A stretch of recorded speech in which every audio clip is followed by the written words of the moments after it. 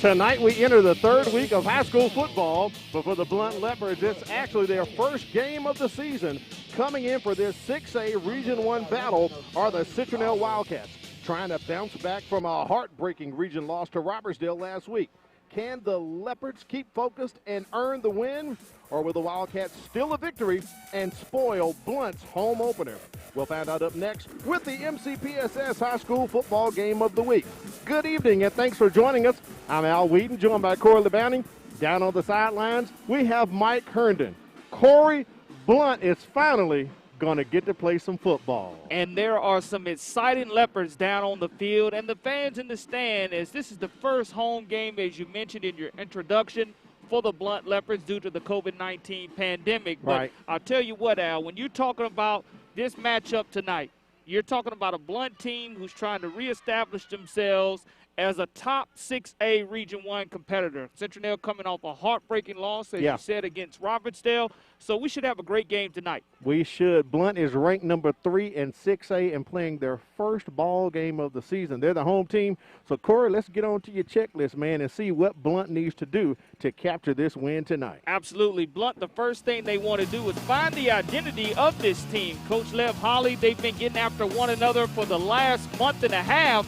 Now we're going to see whether this team is made to run, pass, or be balanced, and if they're ready to strike the opponent. They need to dominate the trenches tonight. That's going to be an interesting matchup that we'll have to keep our eye on.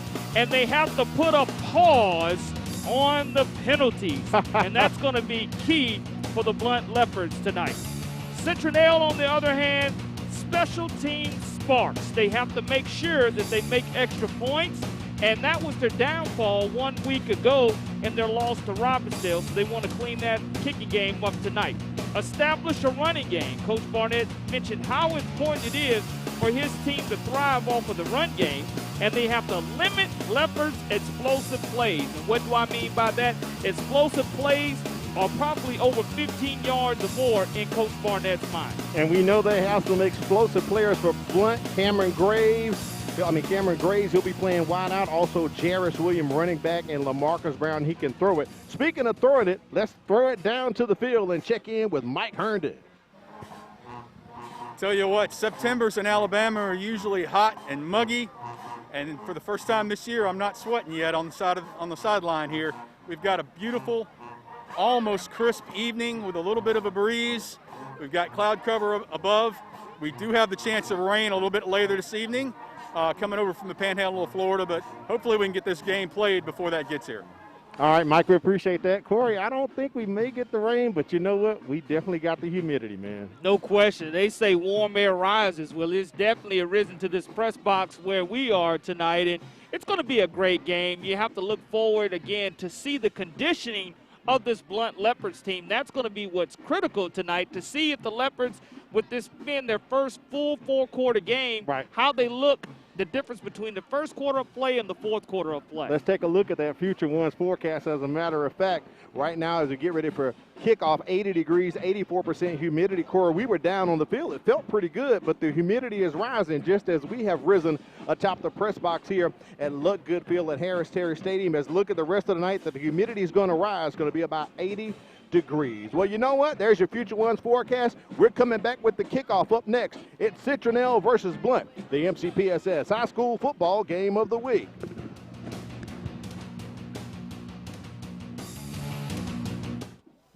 As a student in the Mobile County Public Schools, there are a few things I've come to expect. One is a quality education, and the other is a quality lunch.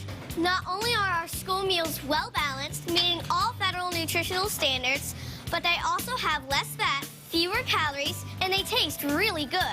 Oh, and I forgot to mention, our school lunches contain whole wheat, grains, fruits, and vegetables to give me the energy and brain power to get me through the day. Each month, more than 90 guns are reported stolen from unlocked vehicles, creating the potential of serious injury or death. Lock it up. Many violent acts and crimes are committed with stolen guns. Lock it up. According to ATF, stolen guns pose a substantial threat to public safety. Lock it up. Be responsible. Take time to record your handgun serial number and secure it from thieves. Lock it up. Lock it up for me.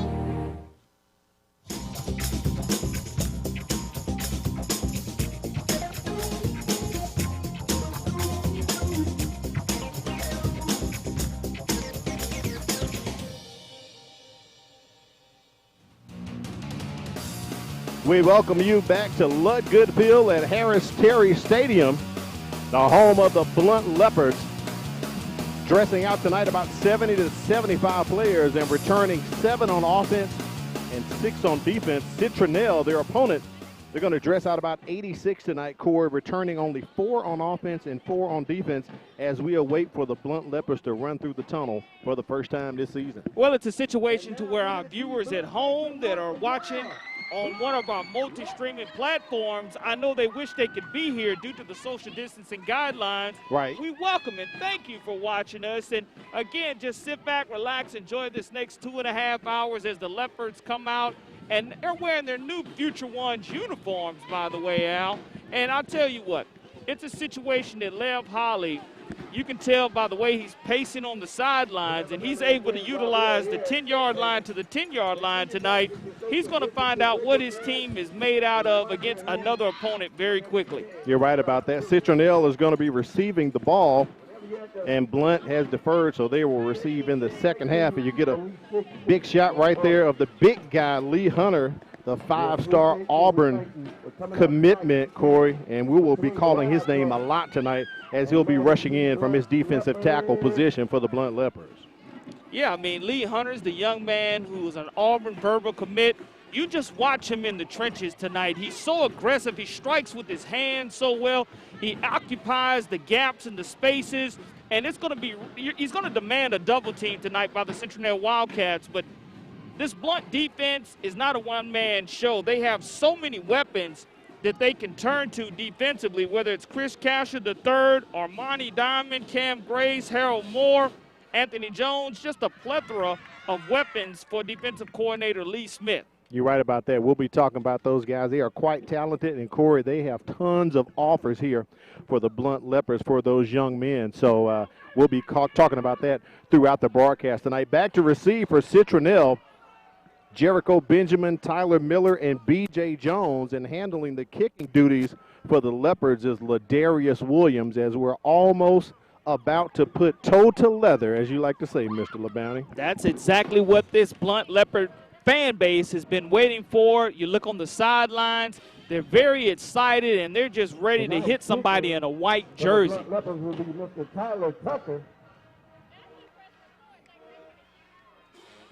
Waiting for the official signal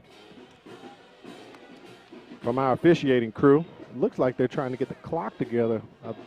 I believe it's there now, Corey. Good observation on your part. So now it's set at 12 minutes. I believe we are ready to get this ball game started. Of course, social distancing in place. Coach Holly told me about 2,000 tickets available for this game tonight as Jericho Benjamin takes that up for the Wildcats. Gets up to about the 35-yard line. Here's a look at the Citronelle offense. The Wildcats are led by junior quarterback Michael Harvey. He's a 40% passer with 1 touchdown and 3 interceptions on the year. Keep your eyes on senior flanker Tyler Miller. He leads the team in rushing. He averages 4.2 yards a carry, has 2 touchdowns on the season. Also senior wideout Jericho Benjamin, we just called his name. He's an outside threat. Up front, the Wildcats offensive line is a big bunch. They average 262 pounds, and the team has a -4 turnover ratio. So first down and 10 for the Wildcats, ball at the 35-yard line. And Corey, it wouldn't be the first game here without a flag before we even started. Absolutely. It's just like I mentioned in my checklist. You have to put a pause on those penalties, and you don't want to pick up those extra free yardage for the Wildcats, but that's a good job of knowing that this is Blount's first game. Nice hard count by the Wildcat. Going to get a free 5 out of this one. It's a 5-yard penalty. Still first down. So we didn't get to mention his name, but we'll say it right now. Sean Kelly, our white hat tonight, gets a mention before we even start, Corey. 1st and 5 here for the Wildcats as Harvey looks to the sideline. He's working with a new offensive coordinator this season. We'll talk about that later on. Tries to connect with his receiver, overthrows Benjamin. It'll be 2nd and 5. You're still in front of the sticks, Corey, so still opportunity to get the first down for Citronelle here. Pressure by Kyrie Lewis-Jones, the linebacker at 6'3", 225 pounds. He's a senior, did a good job, and Blount's coming out of this base 3-4 defense, and going to make Citronelle try to stay behind these sticks on 2nd down and 5.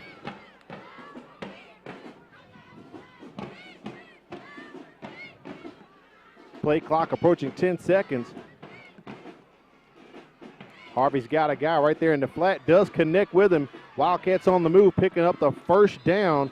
Dorian Weaver picks up the first down, and the Citronelle Wildcats almost to the midfield stripe. They're going to place the ball at the 49-yard line. Great job of Harvey making sure that he connected with the best playmaker on this Wildcat offense.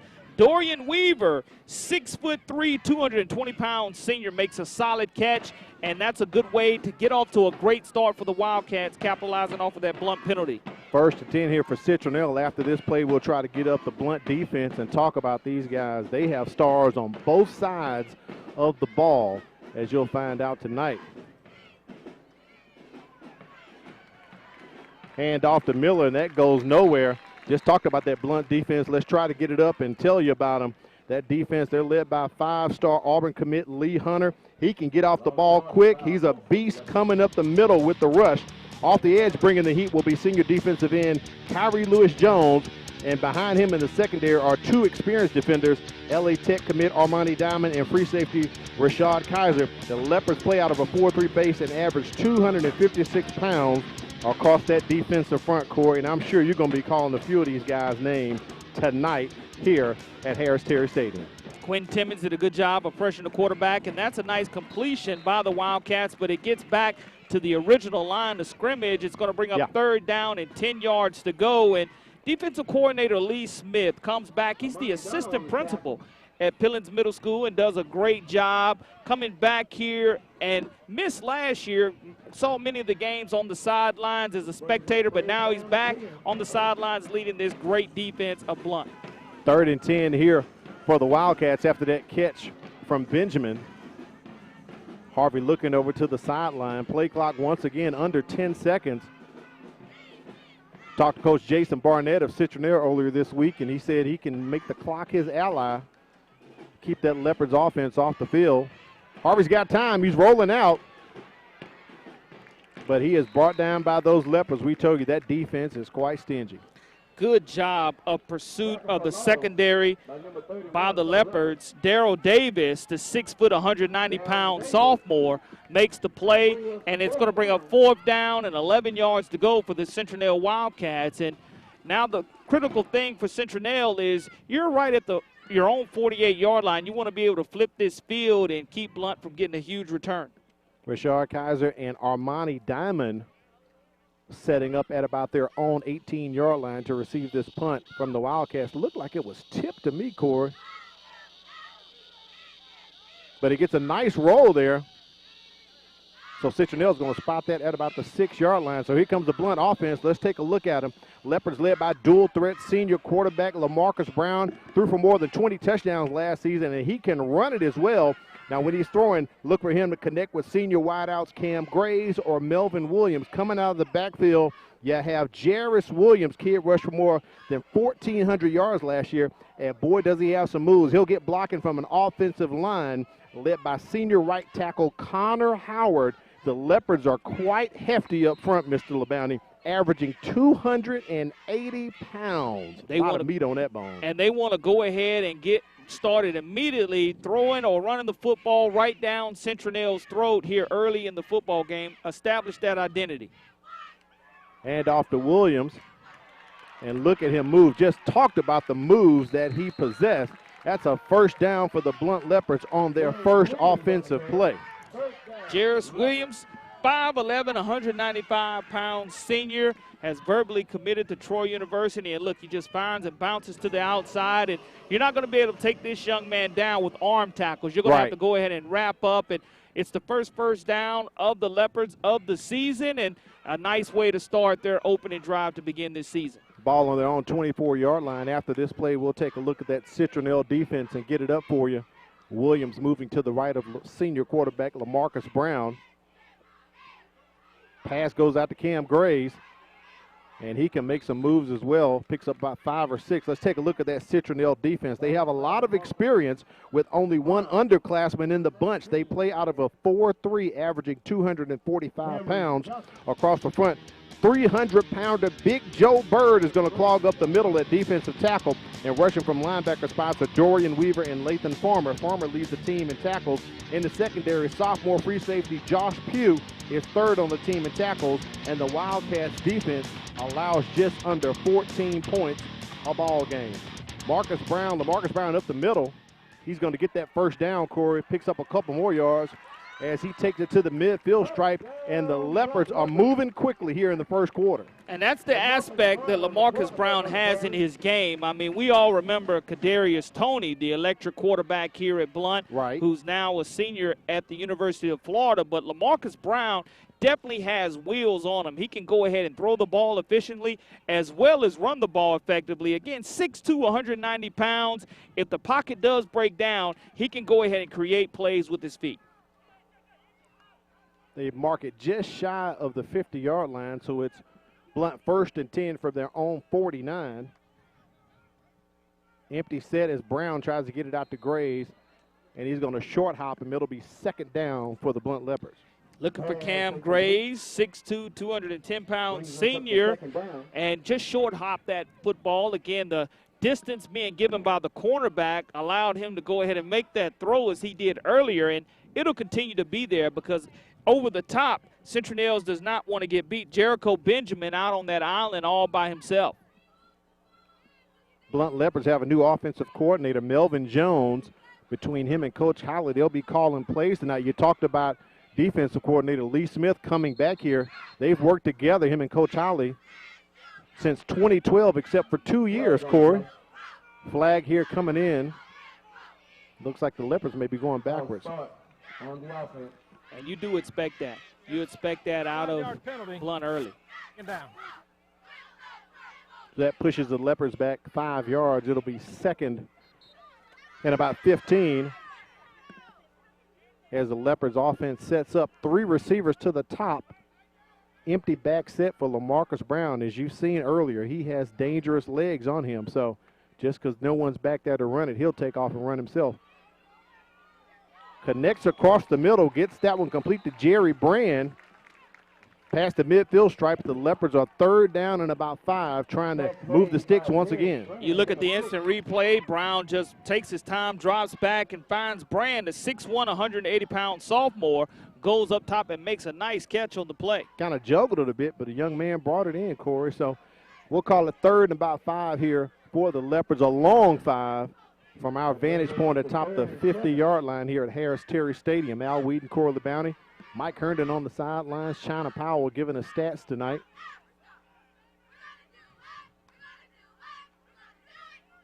Brown on the keeper.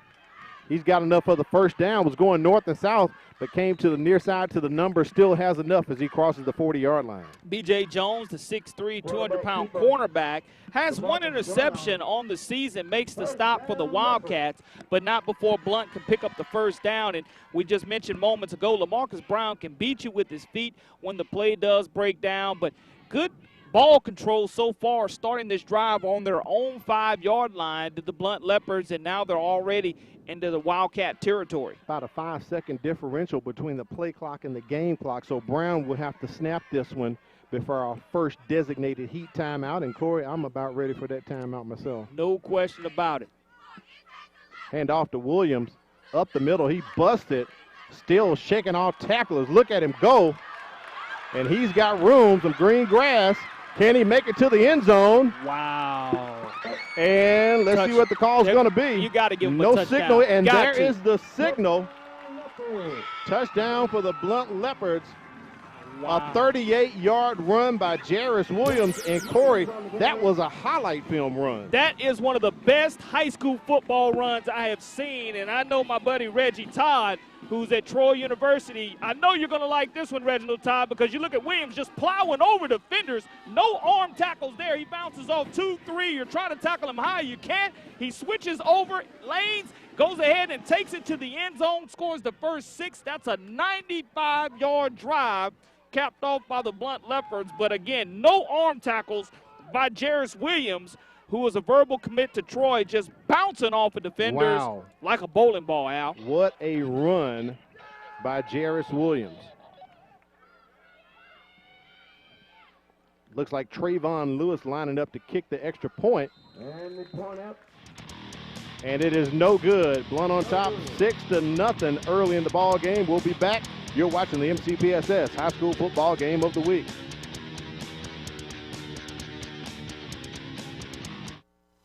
Hello, I'm Renee Phillips, your host of Homeroom. Will you join us as we talk with the students, teachers, and staff about all of the great things happening in our schools? That's right, Renee. Not only are we here to keep you informed about the great things happening in our schools, but to also keep you updated on safety issues. Our show, Safe Schools, looks at ways to keep your child and our students safe.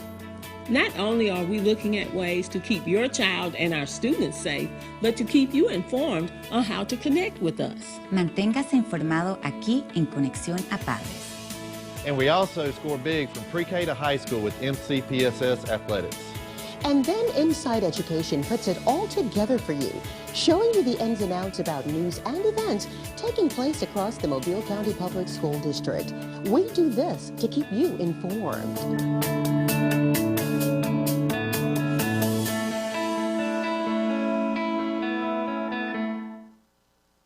As Alabama's first and largest school system, Mobile County Public Schools prides itself on the high quality of education we provide our students. We have been successful over the years in raising our graduation rates and have been recognized nationally for closing achievement gaps. We believe that our primary focus is to educate all students to become productive citizens. This is our commitment to them and to you.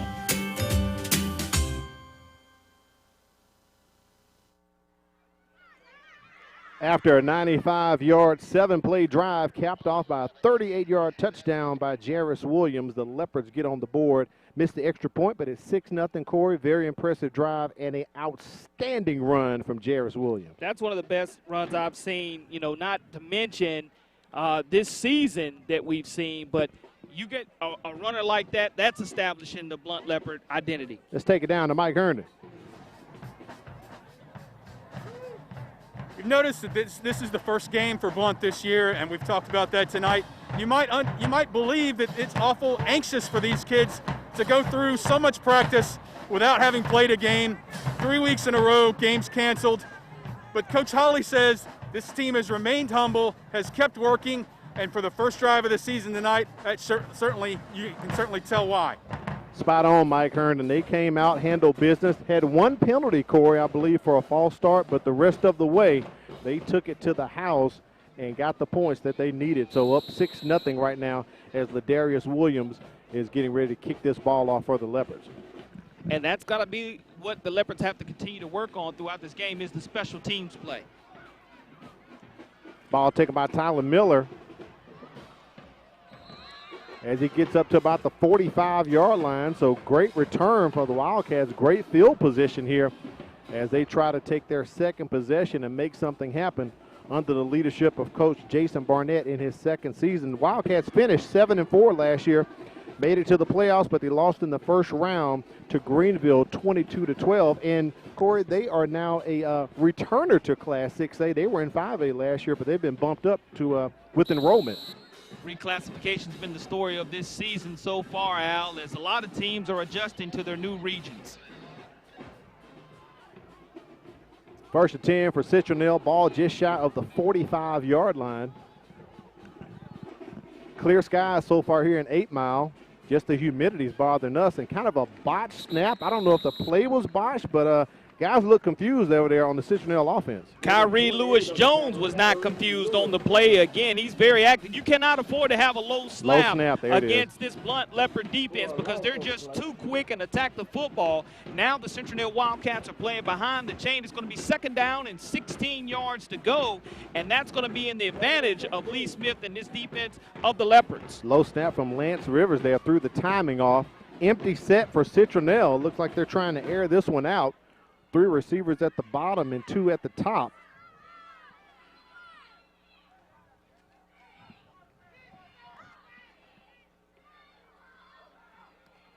And Harvey gets that one out, does get it complete to Sawyer Simonson. Almost back to the original line of scrimmage. Richard Kaiser, the 185-pound senior from his strong safety position, comes up and makes a nice stop. 3rd down and long to go. We call this money down in football because if you're the Blount defense, you want to make sure you get off the field in this situation.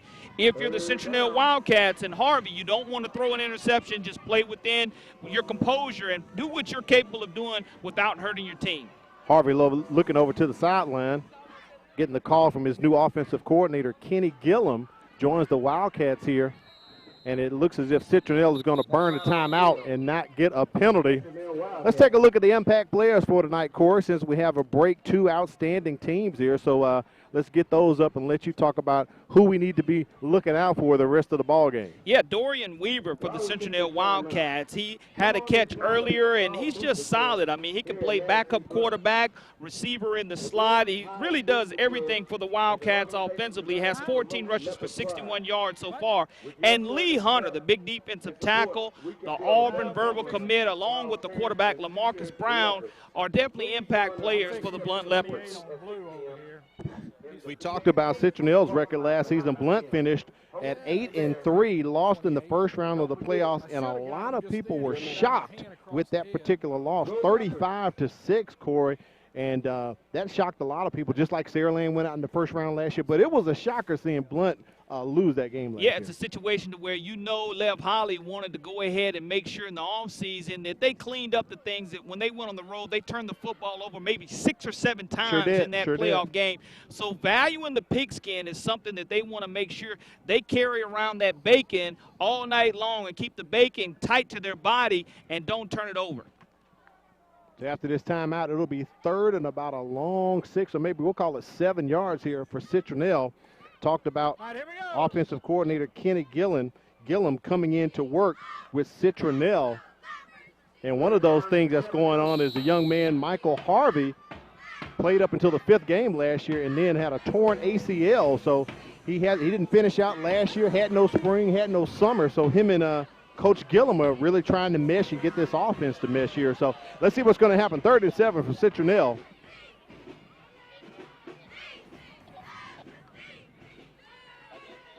Harvey's back, trying to connect with Benjamin. It's the tip drill, and it appears that's going to be an interception. Armani Diamond, and it is an interception for the Blount Leopards, so our first turnover of the ball game. Good job of tipping it. They went ahead and doubled Lee Hunter at the line of scrimmage, and if you're not going to catch it, go ahead and give your teammates an opportunity to do so. Armani Diamond, the young man who's committed verbally to Louisiana Tech, does a great job, 6'1", 170-pound senior. That's the way you want to go ahead and get in the plus-minus situation, establish your identity defensively to where you make teams try to pick their poison. Right. I mean, it's a situation where you have a big guy on the trenches, on the defensive line, and then you have great corners also. So now you're going to have to decide what you want to do. Points off turnovers. Let's see if Blount can turn it into 6 more. Ball at the 38-yard line of the Leopards.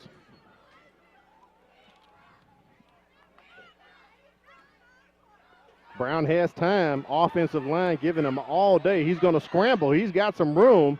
Should be able to pick up the first down and a couple more as he runs out of bounds near the 40-yard line of Citronelle. Looks like they're going to mark it at about the 37. So good composure for the young man. Couldn't find anyone and just took off, Corey. And what he does, he had an opportunity to go ahead and make a sandwich back there, Al. And in that situation, you can't allow him to have that much time because he can decide whether he wants a receiver to go ahead and change his route and go with the secondary or third route run, or he can go ahead and beat you with his feet. In that situation, that's exactly what he did. Yeah, we talked about that. The young man can move on his feet. He's got a great arm, but he's very sleek with his feet, and he can make things happen. He's done that twice tonight, picking up 2 first downs for the Blount Leopards. 2 backs in the backfield. Williams is going to run out, but they're going to hand it off to Deshaun Williams, and the big line is just going to push. It's a rugby. It's a scrum. Push, push, push. Let's see where they mark this at, Corey. That's weight room material right there. Deshaun Williams, 5'10", 170-pound freshman.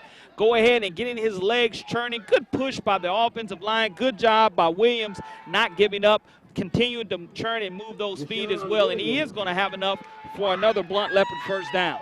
So that Blount, big, hefty offensive line averaging 280 pounds. They put all their weight on Big Joe Bird. He's 300 himself, playing from his defensive tackle position, but not enough as the Leopards capitalize and take it to first down as we approach 3 minutes. Hand off to Williams once again. There's Joe Bird pulling him down, Corey, so that one is not going anywhere. Yeah, that's what you have to do if you're this big Citronelle defense. You got to make sure that Lathan Farmer gets in there along with Joe Bird. Good job of tag teaming your runner, making sure he does not continue to get yards after contact. No gain on the play. 2nd down and 10 yards to go for Blount. Thinking about time of possession here, instead of Citronelle holding it as long as I thought they were, Blount has held the ball a pretty good amount of time as we approach 2 minutes here in the first quarter.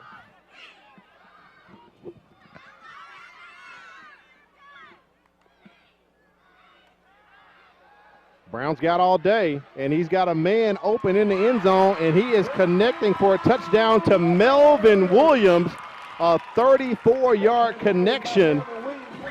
Touchdown, Blount Leopards. And again, you give LaMarcus Brown that much time, you'll see why he's listed as an impact player. Finds Melvin Williams in the back of the end zone, turns around, and the only thing he had to do was made sure he secured the catch, which is the hardest thing to do. He did do that, and hard work pays off. Melvin Williams, the 5'9", 160-pound senior, gets 6 more on the board. The point after is pending for the Leopards. Beautiful pass. Love to see that replay if we can get it up once again as we go to break. Lewis on for the extra point. And he gets this one through, so Blount on top 13-0 here at Harris Terry Stadium. Leopards on top.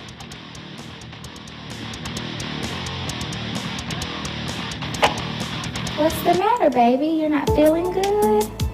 School-age children are at a higher risk of getting and spreading germs and viruses. To help protect the spread, students are encouraged to stay home when sick. Parents, it's important for your child to remain at home at least 24 hours after they no longer have a fever of 100 degrees or higher without the use of medications. Please help us maintain a healthy learning environment. At Mobile County Public Schools, we believe it starts with us. That's why we offer Signature Academies. I'm Tracy Tran, and I'm in the Healthcare and Dental Academy at Theodore High School. In the Dental Academy, I'm working alongside dental professionals getting hands-on training from those already working in the industry. Shadowing them on the job makes me want to work even harder because now I know what I want to be. Signature Academies are open to all students in Mobile County Public High Schools. To find out more, visit mcpss.com. We are back live for the MCPSS High School football game of the week. Blount on top 13-0 over Citronelle. As Benjamin is going to let that one go out of bounds, so we'll get the penalty, Corey. We're going to try to get that replay up for you, but it was a 60-yard four-play drive capped off by a 34-yard touchdown pass from Brown to Melvin Williams. And, Corey, it was points off turnovers. Here it is.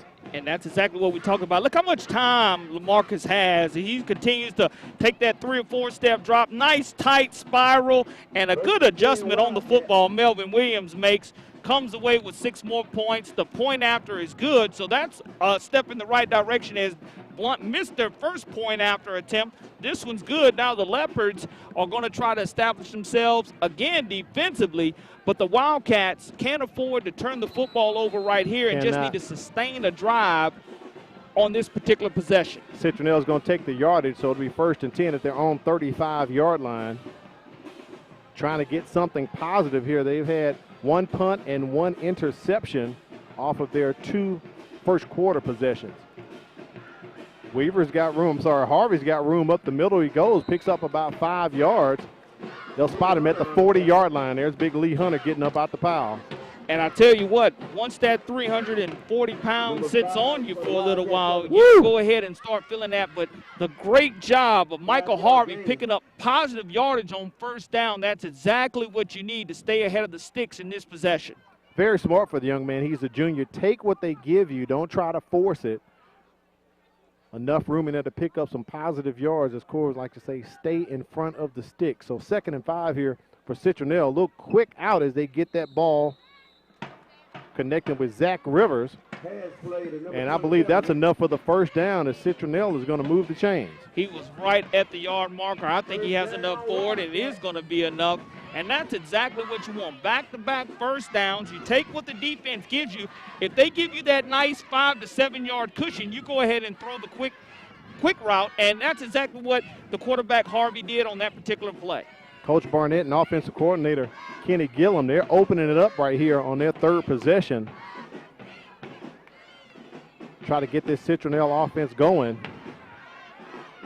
That's going to be a hold as the young man was trying to stop Lee Hunter, but he could not, Corey. He could not. I believe Jonathan Wars was going to be spotted on that one. Yeah, I think it's going to be holding against Citronelle as you're trying to go ahead and stop big Lee Hunter at 6'4", 315 pounds. He just pulled him down. That's a lot of weight, and sometimes you don't want him to get him to your quarterback, and that's exactly what they were able to do. At holding on the offense.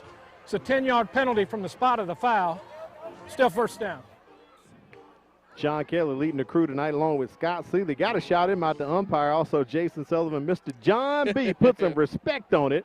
Anthony Wilson, James Green, and Ricky Royal, the crew tonight. We worked along with these guys up at Theodore a couple weeks ago as well. So nice crew tonight led by Mr. Sean Kelly. So it's going to be first down, and of course, as I always like to say at least once during the broadcast, and a country mile here for the Citronelle Wildcats. Yeah, it's going to be right at first and close to 27 yards to go. He's got a man right there on the crossing pattern and does connect. Great pass right there, hauled in by Camden Odom. You look on the blitz, Kyrie Lewis-Jones comes on the blitz, and it's almost intercepted, but a good job of watching the football all the way into his hands and getting the great yardage for the Wildcats. Second down and about 13 yards to go for Citronelle. Good slant route there ran by Odom. The line to gain is the Blount 44-yard line, so it's second down for Citronelle. Blitz is on, but they do get the ball out to Benjamin, but he is wrapped up by Cam Graves, I believe, Corey. He plays a little defense as well. Great open field tackle by Cam Graves. As Harvey does a good job of getting rid of the football very quickly, and that's exactly what you have to do. Now you're in a situation to where it looks like the quarter's going to come to an end before we have our next play, and Blount's already up 13-0 here at Harris-Terry Stadium. I'll spell check myself, Corey. That was Kel Smith, the new Future One uniform. That 2 looked like a 7. So that's Kel Smith coming from his linebacker position who made the tackle. End of the first quarter, Blount's up 13 points on Citronelle. We'll come back with some second half action up next. You're watching the MCPSS High School Football Game of the Week.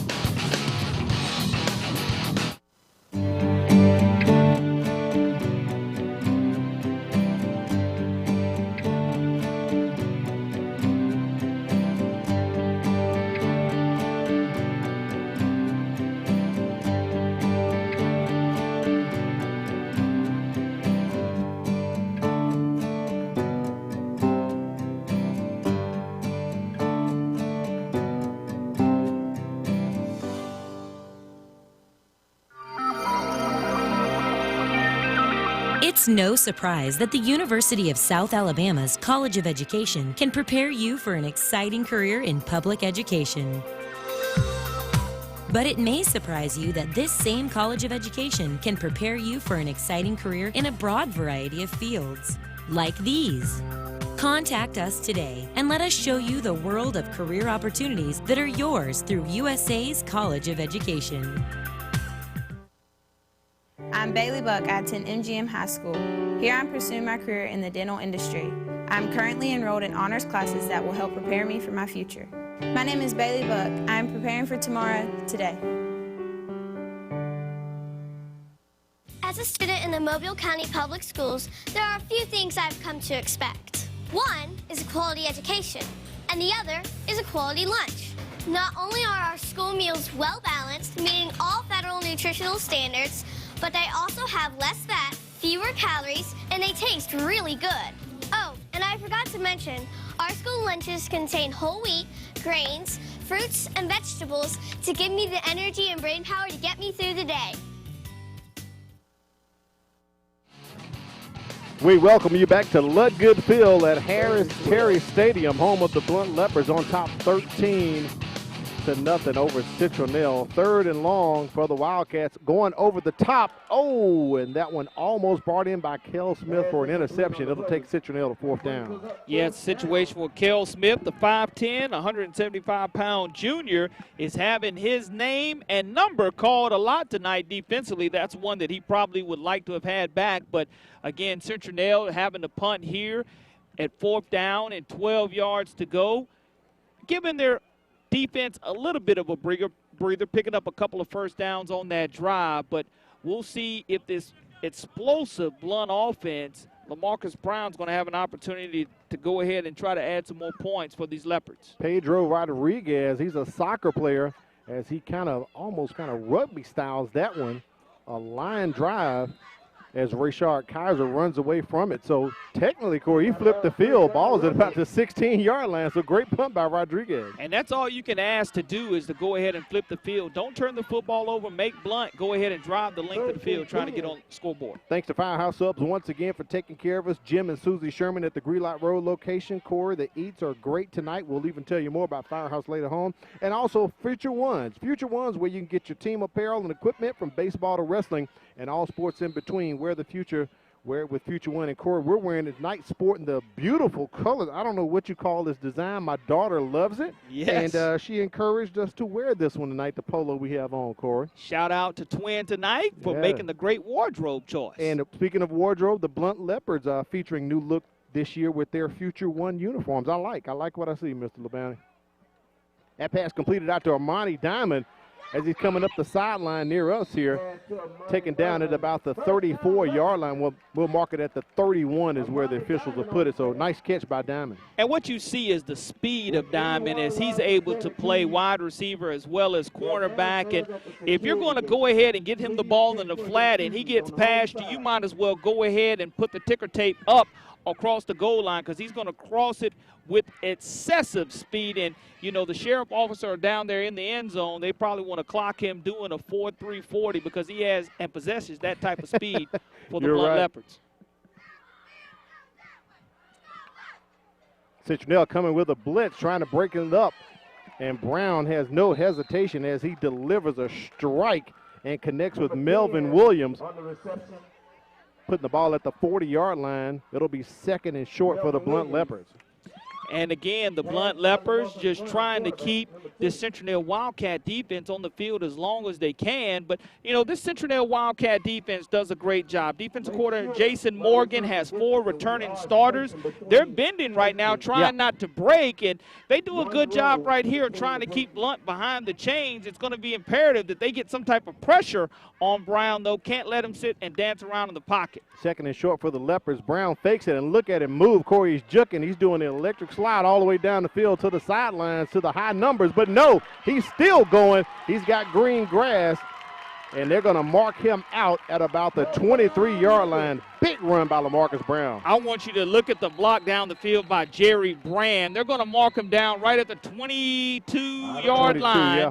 But he does a great job of his wide receivers. You do a good job of bringing the blitz on that situation, but you don't hold your containment. And because of it, looking down the field, Brown's looking to go to the sideline. Boom. There's that outstanding block by Brand. That's what you love to see on film. If you're recruiting these young men, you want to see them help each other down, each other's teammates trying to get to the end zone. But that's a huge gain by this Leopard offense.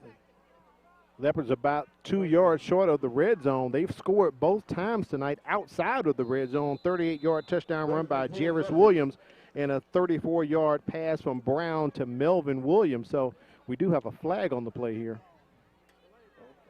Delay a game. So a delay a game against the Leopards. Yeah, that's a situation to where you had a big play and you just got to go ahead and quickly get to the line of scrimmage. And you know the Citronelle defense had to be a little bit winded in that situation. So the quicker you can get in the play, the next time, the quicker you'll have this Citronelle Wildcat defense on their heels. Empty set here for the Leopards, so the ball's going to be spotted at the 27-yard line of Citronelle.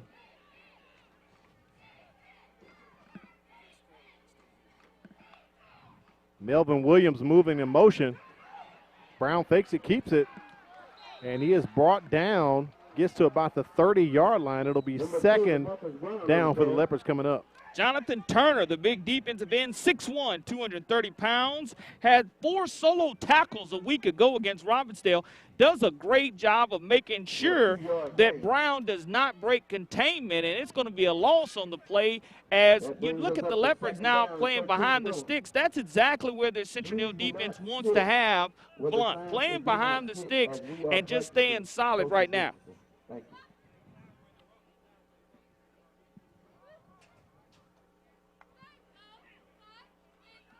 Hand off to Jarris Williams, and the Citronelle Wildcats defense, they stand him up, Corey. He's going to take a loss of about 2 yards, so it'll be 3rd and long for the Leopards. Looks like the offense kind of stalling right here. David Sims does a great job along with Dorian Weaver, one of our impact players for the Wildcats. David Sims had 6 solo tackles a week ago, 1 tackle for a loss, and he's 6'1", 230 pounds. But right now, this Citronelle defense is doing a great job of continuing to push Blount backwards. Earlier in the game, they were allowing Blount to get ahead down and distance-wise.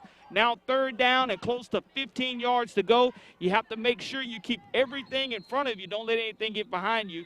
A timeout's going to be called by the Blount Leopards. Coach Holly calls timeout. Jerry Brand kind of limped to the sideline there, and I think Coach Holly wanted him in on that particular play, but he calls timeout to discuss things. Got a score update from a buddy, Richard Burton, Crichton Optimist Club at the end of 1. St. Paul's on top of UMS Wright 10-7. Corey, the Battle of O'Shell Road taking place tonight. Let's check in with Mike Herndon. He's got an update for us. What's going on, Mike? We talked about Citronelle's new offensive coordinator, and with the restrictions from COVID-19 over the summer, they really didn't have a whole lot of time to install this new system that Kenny Gilliam brought with them. They moved from a power running game to more of an RPO-style offense where the quarterback has to do a lot of read and react. But tonight, with this offensive line having trouble with Lee Hunter and that big Blount defensive front, already down 2 scores, they're starting to just rely on throwing the football. So we'll see if they try to get back to a little bit more of their base offense or they keep airing it out. Yeah, you're right about that, Mike. It's something we talked on earlier. Young man didn't have a spring and just trying to get himself together. Corey, we had the Citronelle MGM game last year, and everything seemed to be going fine. We get to the ball game that night, and Coach Barnett said, yeah, man, my quarterback went down with a torn ACL. So this is our first time seeing the quarterback for Citronelle tonight, Michael Harvey. Yeah, you know he has the ability to be an impact player because that hurt them tremendously one year ago. But he's trying to stay healthy. And in this situation, you're looking at this defense. This defense is going to go ahead. It looks like they're going to rush 3 on this particular play, being long down the distance for Blount. This is money down. This is where the defense of Citronelle has to allow and get off of the field, make Blount punt this football or continue to go for it in a long 4th down situation. So it looks as if Brand was able to get back on the field for the Leopards, lined up in the slot.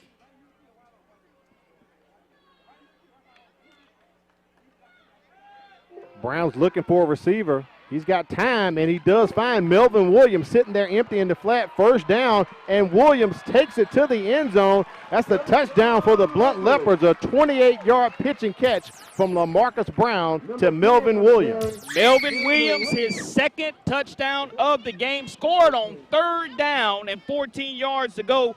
He just absolutely undresses B.J. Jones. As you look at Brown, goes ahead and goes down to his 2nd and 3rd read, makes a good check down, and watch this move right here, folks. Whoop, whoop! You got him going in the wrong direction. B.J. Jones could not come away with the tackle, and just like that, now Blount has an opportunity to make this score 20-0.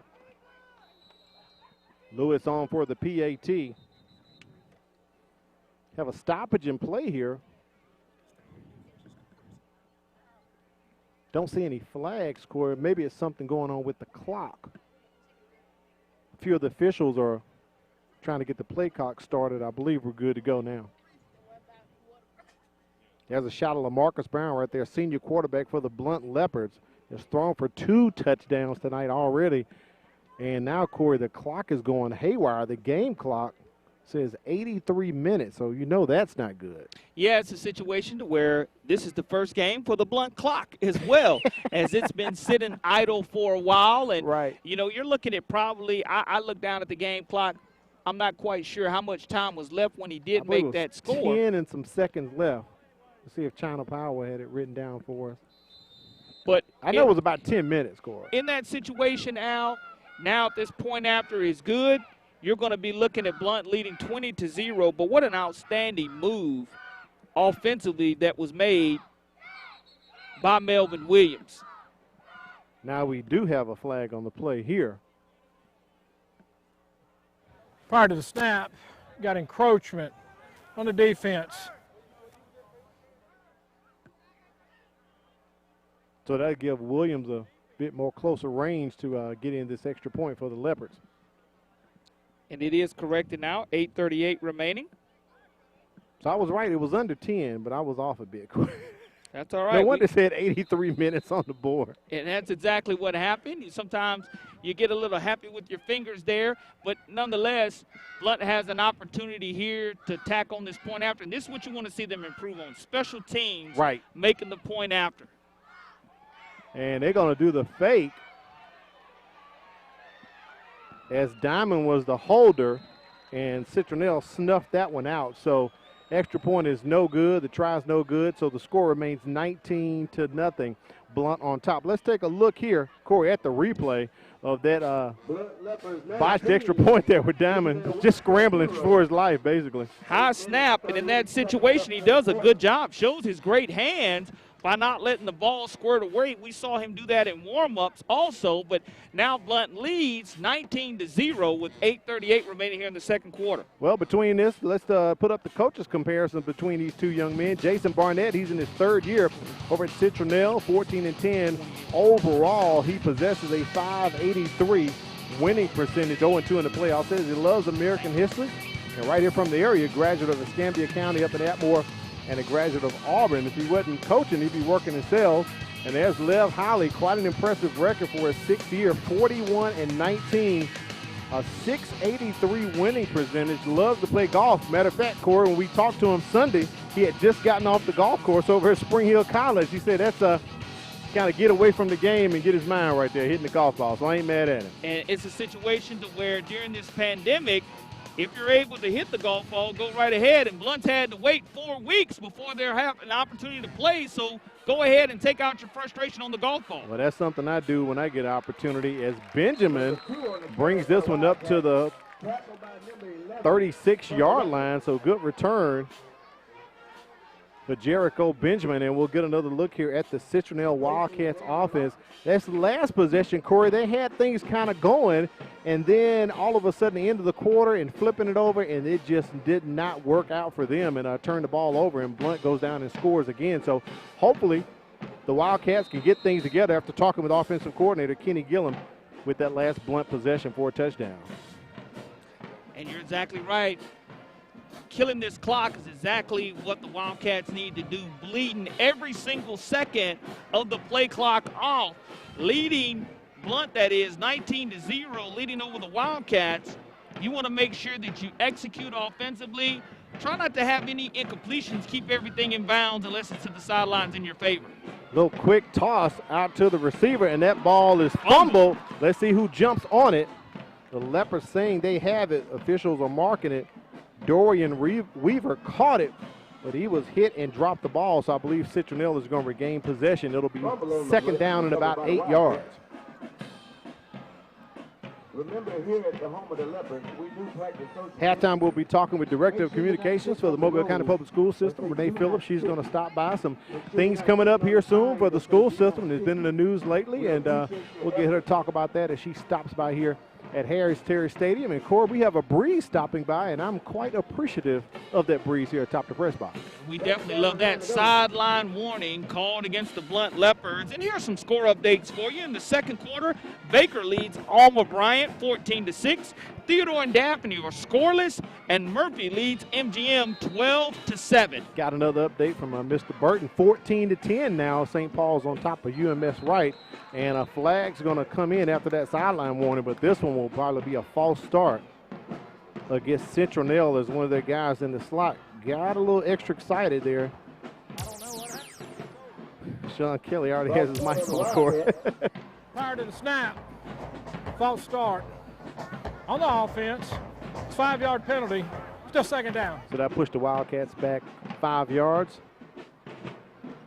So we'll call it 2nd and 14 here. Goes up to 2nd and 14.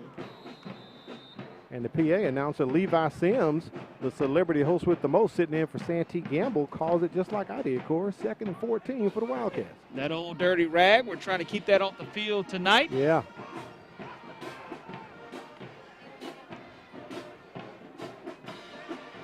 Harvey's rolling out. Tries to connect to Tyler Miller and cannot. That pass incomplete. Takes the Wildcats to 3rd down. I'm sorry, not trying to get that to Miller. Darrell Williams does a good job in defense. Jason Weaver was the receiver he was trying to connect with there. And Williams, he's 5'7", 150-pound junior, and this brings up 3rd down and long for the Wildcats. Exactly what the Leopards are dialing up down and distance-wise to go ahead and bring the house and make sure or try to throw an errant throw by quarterback Michael Harvey. But if you're Harvey, you want to make sure you don't turn this football over. Don't throw the ball to the purple jerseys. Make sure you give your punter an opportunity. Low screen they had set up, got that one to Miller. He's got some room. If he could stay north and south, possibly could have picked it up, Corey, but he is short by about a yard or two from reaching that 1st down marker. And here's the situation here. If you're Coach Barnett trailing 19-0, you go ahead and decide to go ahead and punt this football away, or I think they're going try for to it, catch Corey. them here napping, and maybe a timeout called by Blount if they don't have the correct personnel on the field. But the longer you wait, the more opportunity you give Blount to adjust defensively. Double stack here at the bottom of the field near us. Play clock has not started yet. Harvey trying to get him to jump, Corey. Now, I don't know if the play clock is malfunctioning. And there's the timeout from Coach Jason Barnett. He didn't want to incur a delay of game. So at 6:38, maybe it's a smart move, one of those moves I called last week with Coach Rico Jackson and Murphy. Take the timeout in 38 seconds. You're going to get a heat timeout anyway. Yeah, it's a good timeout as far as trying to get organized and making sure you make this decision here. 4th down and 2 yards to go for the Wildcats. They're in their own territory right here, Al. Big play coming up here for Citronelle. If you're having technical difficulties with your online learning, just follow these steps. Let your teacher know, and also call your school. If you still have issues, call 221-7777 Monday through Friday between 3 and 8, and they will try to help you out if you're having those technical difficulties. So jot that number down right there. Corey, I had some technical difficulties with my daughter's Chromebook yesterday, but we hit as some of the IT guys have told me over the years, did you reboot it? Corey, we rebooted it, and everything worked out fine. Yeah, it's a situation to where the resources that have been made available by the Mobile County Public School System has been superb. And hats off to the great job that the technology department has done, making sure during this pandemic that all the students get serviced. So my daughter learned a little lesson right there. I do appreciate her coming to get me. It ain't working, Daddy. Harvey's going to keep it. And I believe he is going to have enough with that last little surge from atop the press box. We think he has the 1st down. Let's see where they mark it at. He's going to get it, and he earned it the hard way in that situation. Sean Kelly signals right there. So 1st down for the Citronelle Wildcats. Good play for them right there. Yeah, I mean, it's a situation to where with 6:29 remaining here in the 2nd quarter, you keep the clock running. You get a fresh set of downs. You keep this Blount defense on the field. You allow Citronelle's defense to rest over there on the sidelines. But I would like to see Dorian Weaver get the football in some shape, form, or fashion. Him or Jericho Benjamin is exactly who needs this football. Those are your playmakers for the Wildcats. Get them in open space, quick bubble screens, because, again, the Blount defenders are playing probably 5 to 7 yards off the line of scrimmage. Blount Western 3 right here. They hand it off to Miller. He's got some room, picks up about 4 or 5. They'll mark him right at the midfield stripe, I believe, the 50-yard line. Just short of it. We'll call it the 49.5, so it'll be 2nd and about 5.5 yards for Citronelle coming up. A very manageable down and distance situation is. There's our heat timeout, Corey, from Sean Kelly. Blount has to be very careful on the sidelines. On the initial out of bounds sidelines, there's a 2nd line, and the coaches have to remain behind that 2nd line, or they'll get called for a penalty, which will cost them 5 yards. We'll be back with more action. You're watching the MCPSS High School Football Game of the Week.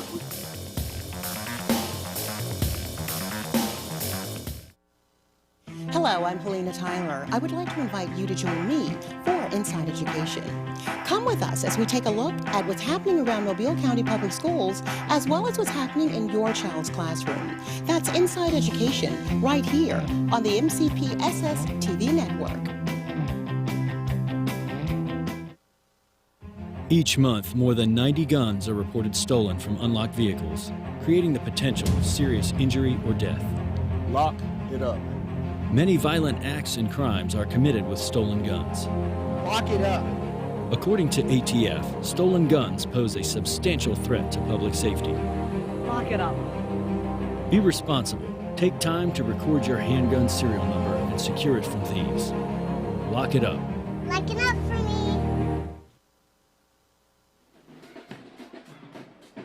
When it comes to high school sports, scores, players, and the latest on all sports within Mobile County Public Schools, you can get informed on MCPSS Athletics with Brad Lowell, only on the MCPSS TV network. Back to the action on the field. Second down for Citronelle. Now the ball has been put right there at the 50-yard line, so 2nd and 5.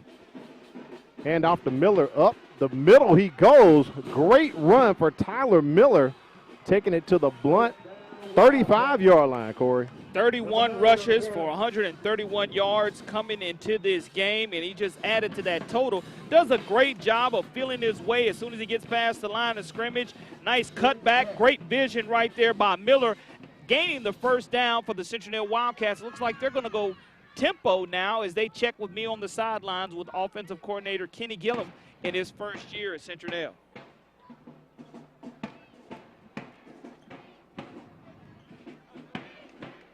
Miller stopped. Going to take a loss on that play right there, which pushes Citronelle the second down. It'll be about 12 yards. And Lee Hunter on the stop, and you'll be hearing his name called a lot, not just tonight and for the rest of the night, but Lord willing for his college football career as well, as this young man continues to get stronger. And second down and close to 12 yards to go now for the Citronelle Wildcats, but they're being smart as they're continuing. The play clock is being kept on the field by the officials, and they're continuing to let it wind down all the way down to close to 10 seconds before they snap the football. Empty set here for the Wildcats. And he tries to get that one out to Miller, short hops him. It'll take Citronelle to third down. Pressure by Kyrie Lewis-Jones, and been calling his name a lot tonight. He's been very active, the 6'3", 225-pound senior, getting those huge paws up, doing a great job of going vertical, trying to tip it, as Blount already has one interception tonight on the tip football. Third down and 12 yards to go. The only bad thing about that is it does stop the clock for the Wildcats. It does. Jericho Benjamin in motion here for Citronelle. He's lined up in the slot at the bottom of your screen as the Wildcats looking over to the sideline for the call. And the flag comes in, so I believe they may have used too much time. Delay of game there as Sean Kelly signals score. That's something you haven't seen a lot of, though, on Citronelle, right, is a delay of game. In that situation is, I believe we may have a timeout. Well, no, I saw him signal the delay of the game, so we're definitely going to have that delay of game, and it's going to bring up third down and now 17 yards to go for Citronelle.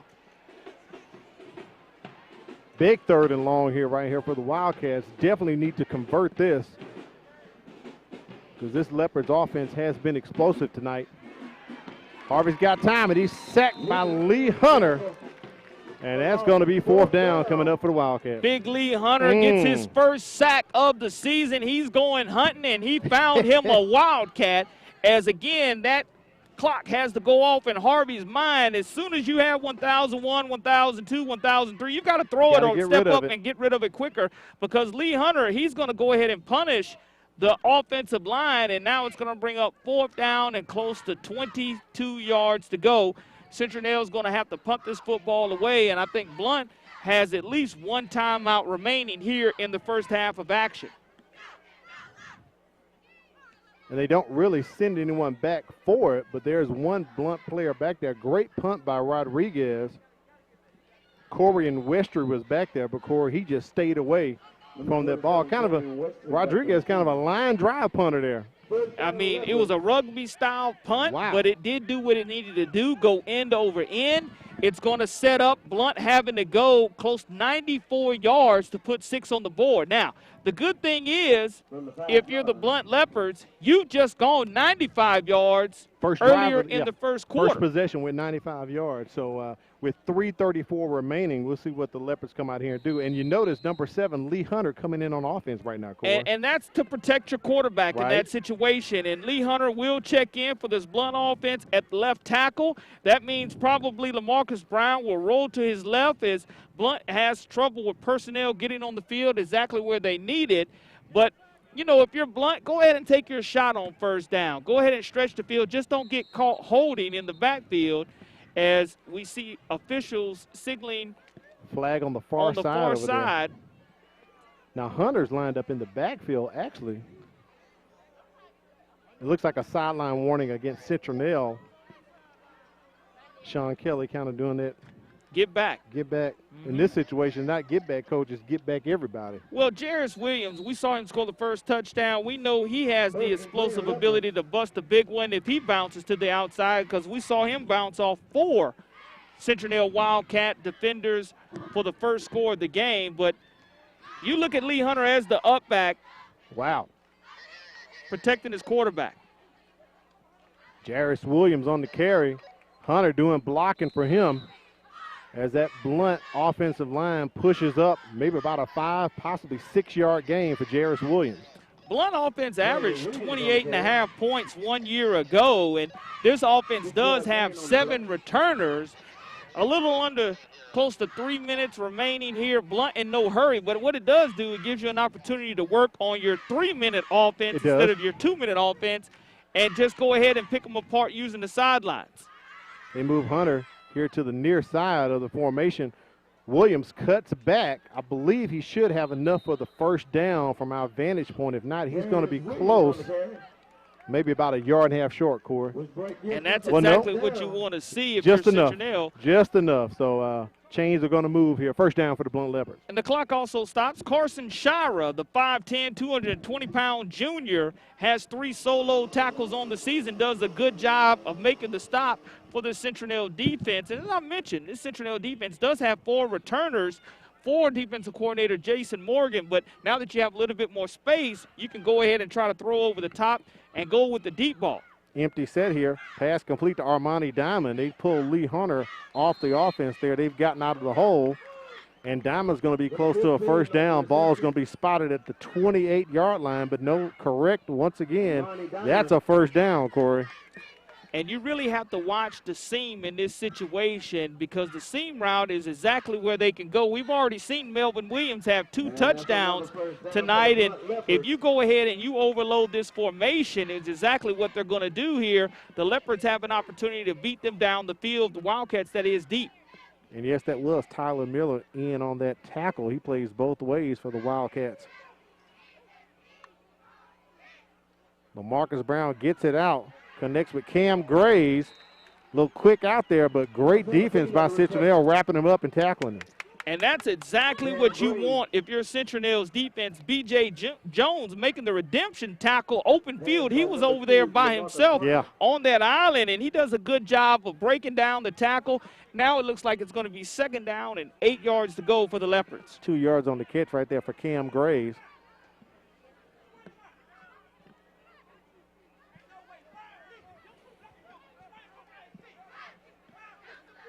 Trips at the bottom of the formation here for the Leopards. Brown on the move. Just runs out of bounds at the original line of scrimmage. So it'll be no gain. 3rd and about 8 here coming up for Blount.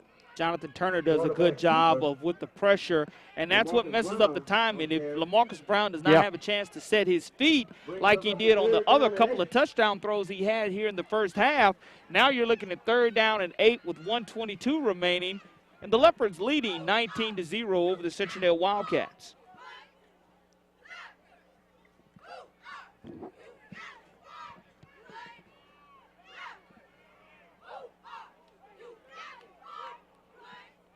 Does stop the clock there for Citronelle. So third down, can the defense get something going? We have a flag here on the near side. Wow. Start and snap. So a false Legal start against the procedure. Leopards. On the offense. It's a 5-yard penalty. Still down. Didn't mean to interrupt Sean Kelly, but one of your buddies just flew through us, Corey. I had to wave him off there. That's one of the things when you're not inside an enclosed press box, Wow. you're up here and the bugs are flying around, the love bugs and all other kind of bugs, and the Leopards are trying to go ahead here on third down and 13 yards to go, find a way to continue to get pay dirt here at Harris Terry Stadium. Now this is playing in Citronelle's hand. The clock stopped and Blount went back 5 yards, but they have potential. They can strike.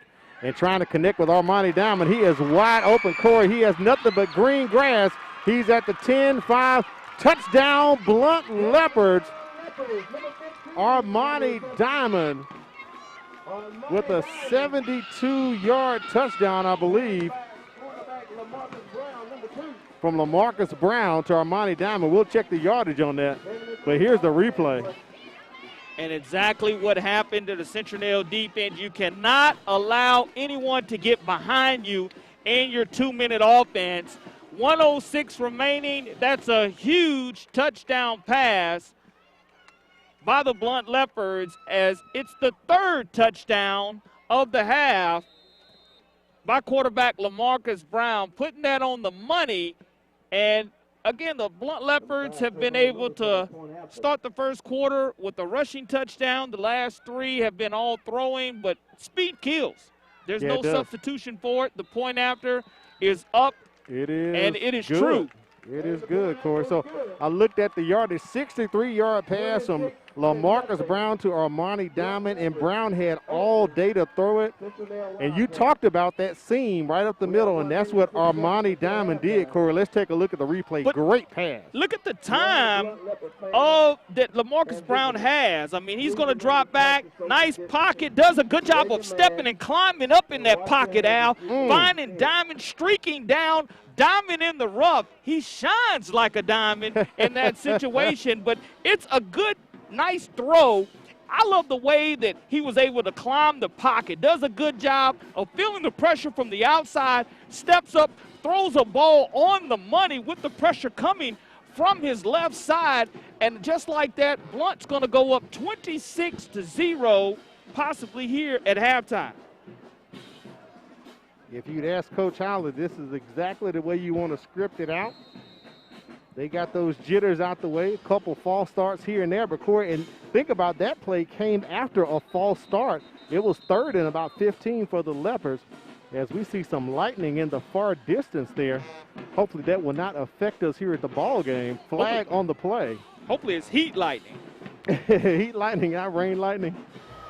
We have a dead ball, offsides on the kicking team. It's a 5-yard penalty, re-kick.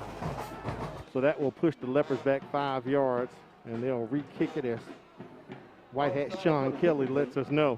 Don't forget, coming up at halftime, we're going to talk to our Director of Communications for the Mobile County Public School System, Miss Renee Phillips. She's going to stop by. Some things coming up, been in the news past couple days, and we'll let her explain and talk about that, some of the changes happening with learning here in Mobile County. A little short kick. Tyler Miller juggles it. Does not step out of bounds, but he's got to get on a horse quick because the Blount Leopards are all over him, Corey. And he takes a loss, actually, on that kickoff return, so they're going to spot it at about the 19-yard line. 1 minute and 1 second remains here in the first half.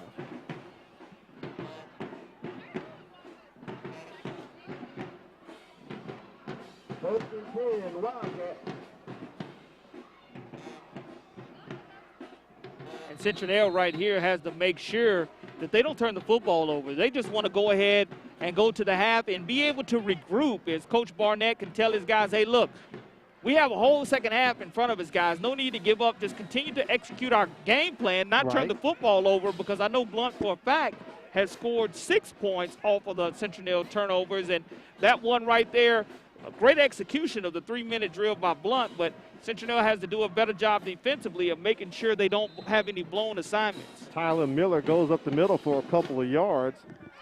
Number 8 on the carry. Picks up about 4. It'll be 2nd and 6 here for Citronelle. Also at halftime, we'll take a look at the Alabama Sports Writers Association top 10 polls for Class 4A, 5A, 6A, and 7A, and also region standings, as the majority of the teams in our area are now into region play. Malik Obell on the tackle. Taking place throughout the Gulf Coast area. So a timeout has been called on the field with 45.9 seconds remaining. Good shot right there of Auburn commit Lee Hunter, showing up on offense and defense tonight, Corey. Yeah, I like the way that they use Lee Hunter to work themselves out of that hole. Yeah, but nice formation. anytime that Blount is able to sustain drives of 94 yards and 95 yards. Huge. That's just, I mean, that's almost 200 yards of total offense right here in the first half alone. So Blount probably has close to 350 total yards of offense in the first half alone. Not the score that Coach Barnett really wanted to look at and see, but his guys are doing a great job of competing. I mean, if it's not for a turnover and a one blown assignment right there in your 2-minute drill, they're right back in this game. And again, you have to look at this Citronelle Wildcat team. They have a couple of games under their belt, Al. They do. Blount's just fresh and ready to come out and pounce on whoever the opponent is. And tonight it just so happens to be Citronelle here in the first half. Citronelle has a 1-point victory against Satsuma and a 1-point loss to Robertsdale last week on a botched extra point that did not happen at the end of the ball game. Tyree Jones. 3rd down here for the Wildcats coming up. And you know, in rivalry games, anything can happen. UMS right with 21 unanswered points in the first half, and St. Paul's trails UMS 21-10 now. Wow, look at there. So the battle of O'Shell Road heating up, Corey.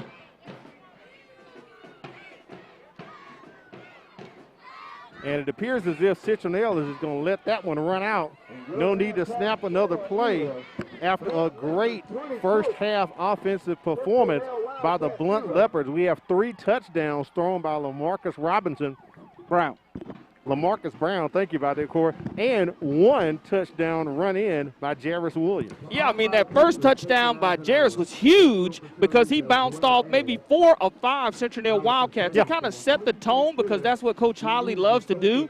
He loves to go ahead and establish the run first, and look what it's led to. It's led from 3 passing touchdowns by LaMarcus Brown, all in long, explosive plays. And when we go back and we take a look at my checklist, you'll see a situation to where that's what Citronelle wanted to limit. They wanted to limit the explosive plays and have not been able to do so yet. Let's take it down to Mike Herndon with Coach Lev Holly. Coach Holly, a lot of explosive plays out of your offense. Defense is controlling the line of scrimmage. How do you feel about how they played the first half? I thought we played well. You know what I mean, but not good. And I still think we got a lot of work to do, being the first game. But, you know, I'm proud of the effort right now. They're playing hard, you know, but we got 2 more quarters. You know, that's part of the culture of finishing. So we got to go out and finish. We got to get the ball out right here and punch one in. What would you like to see some improvement on in the second half? Just tempo and a lot more energy. So, you know, we got to, you know, we talk about juice, we talk about energy. So just got to keep our foot on the gas. Thanks a lot. Good luck the second half. Corey, I love the humbleness of Coach Holly. This is the same guy I saw with the Blount Leopards put up 50 points on the floor a couple of years ago. As he says, we still got some work to do. Yeah, and that's what's scary, that they do have a lot of work to do. Special teams-wise, I know they want to clean up some things. They missed that first extra point. So if you want to start nitpicking at what the Blount Leopards need to work on early, it is special teams, kickoff play. They gave up a couple of 3rd down situations. They want to keep the offense on the field as long as possible. All right, we're going to come back and talk with Renee Phillips. Also give you some state polls and standings as well locally. And we might even show you the Blount High School band. It's halftime. Blount's on top. Don't move.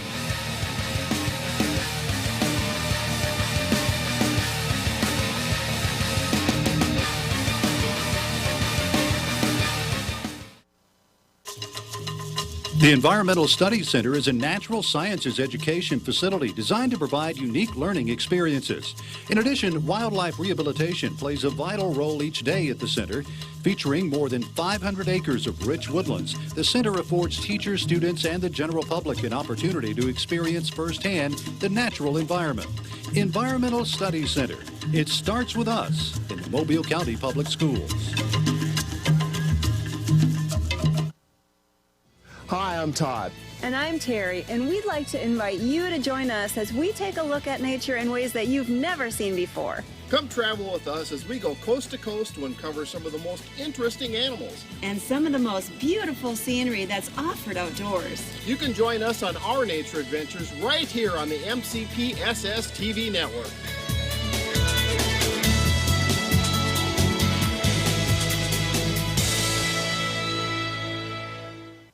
Diesel is a very big industry, and I went into it in a 2-year program at the Blount Career Tech with Tony Tillman. When Jacob graduated from the Blount Career Center, he had earned his diesel credential. The Career Technical Center taught me a lot, all the way from not knowing anything about a motor or engine to knowing pretty much every single moving part of them. MCPSS Career Tech. Start your future today.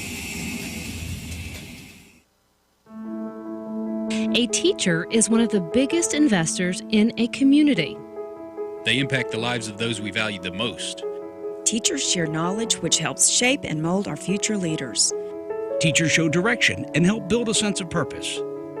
Are you ready to make a change? For more information on teaching opportunities, teacher incentives, or to apply with the Mobile County Public Schools, log on to www.mcpss.com.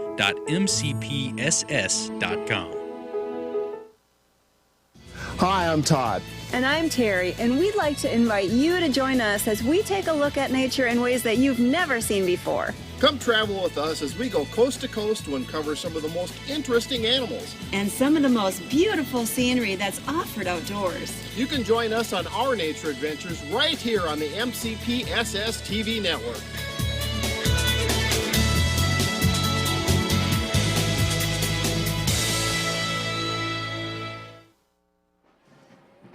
We welcome you back to the MCPSS High School Football Game of the Week. Blount on top right now, 26-0 over Citronelle. And joining us down on the field, we have Director of Communications, Miss Renee Phillips. Renee, how are you this evening? I'm great. How are you? I am hot as usual. We had you the first ball game, and we had humidity. Did you bring it back with you again, Renee? I actually think it feels good. The band sounds great. This feels like football. Well, you know what? You're down on the field, but we're up here. As Corey and I say, the heat rises. So that's what's going on. So some things have been going on lately this week. I've been seeing you on TV, and there is talk of students having the option to return. Why is that taking place, and kind of what's going on with that to let our parents know? That's right. So some good news for Mobile County. The COVID-19 numbers have gone down faster than we thought that they would. And so we are going to give parents and students the options to return to school if they feel that that's what's best for their family. So we're going to phase it in over the next 4 weeks. It's an option. They can either come back to school or continue the remote learning. Now, I understand it's a gradual transition, so could you tell us what will it kind of look like as we transition into this? That's right. So on Monday, we're going to have some of our special needs students come back, and those parents have been contacted, so they're welcome to come if they feel comfortable doing so. The remainder of our special ed students will come back during their grade level as they come back. But then starting on the 21st, we'll let pre-K, kindergarten, first grade, sixth grade, ninth grade, and then we're going to phase in more grades through October 5th when everybody's back. So tell me, Renee, what if parents don't want to return their children to school right now? Right, and I know many people feel that way, and so that's why we're going to continue to offer the remote learning that we started on September 1st, because we want to make sure that families do what's best for them. If they want to stay home, do the remote learning. If they want to get back in school, then they can do that as well. The schools will be contacting each family to see what they want to do. All right, last question. How can parents find out more information about this transitional process? So we'll be emailing some parent information in coming days with some of the details of what school will look like in person and the options, and then also pay attention to our Facebook page and our website, and then follow your school's social media and website for updates as well. All right, Renee, we appreciate you stopping by. Anything else you'd like to add before we let you go? You know, I think this is a great move for Mobile County. I think that offering the choice is what's key here. You can do what you feel comfortable with. We know that we probably will have some cases of COVID-19. There will be quarantines, but we're going to roll with it, and we're going to be as safe as we possibly can with social distancing, masks, and all that. So it's going to be a good thing. All right, Renee Phillips, Director of Communications, Mobile County Public Schools. We appreciate you stopping by. Don't move. We're going to have more. Halftime is going on right now. Harris Terry Stadium, Blount on top of Citronelle. I believe my child's school is probably one of the best ones I could have picked in Mobile. She's in the PACE program. The teachers are phenomenal. The principal, couldn't ask for a better principal. The research that I had done myself, I believe the quality of education in Mobile County Public School System is excellent. For me and my child, I'm going to stick with the public school system. I think it's the way to go.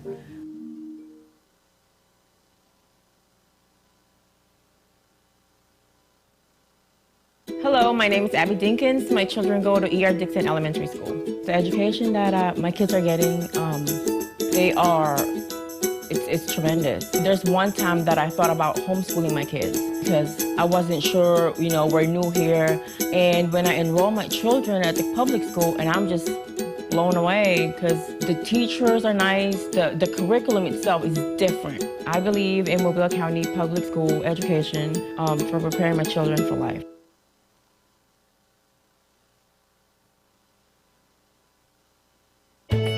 I'm Mac McElroy, and I'm a junior here at Victor High School. My future plans after I graduate high school are to go to Auburn University and get a mechanical engineering degree. And taking the AP courses could help me get credits to decrease the amount of time I had to be in college. Baker High School has prepared me for college, career, and life readiness by allowing me to participate in these clubs and classes that I'm taking now. Hello, I'm Renee Phillips, your host of Homeroom. Will you join us as we talk with the students, teachers, and staff about all of the great things happening in our schools? That's right, Renee. Not only are we here to keep you informed about the great things happening in our schools, but to also keep you updated on safety issues. Our show, Safe Schools, looks at ways to keep your child and our students safe. Not only are we looking at ways to keep your child and our students safe, but to keep you informed on how to connect with us. Manténgase informado aquí en Conexión a Padres. And we also score big from pre-K to high school with MCPSS athletics. And then Inside Education puts it all together for you, showing you the ins and outs about news and events taking place across the Mobile County Public School District.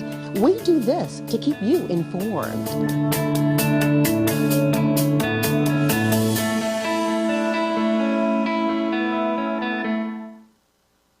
My name is Harshini. I'm a junior at Davidson High School, and after graduation, I plan on pursuing a career in dermatology. Currently, I'm taking science classes such as AP Chemistry, Biology, and Human Anatomy, which will help me pursue my career. I feel as though Mobile County is preparing me for my career choice in that they provide rigorous classes that help me think further beyond just what I'm learning. I'm Harshini Cannon, a junior at Davidson High School, and I'm learning today so I can be a leader tomorrow.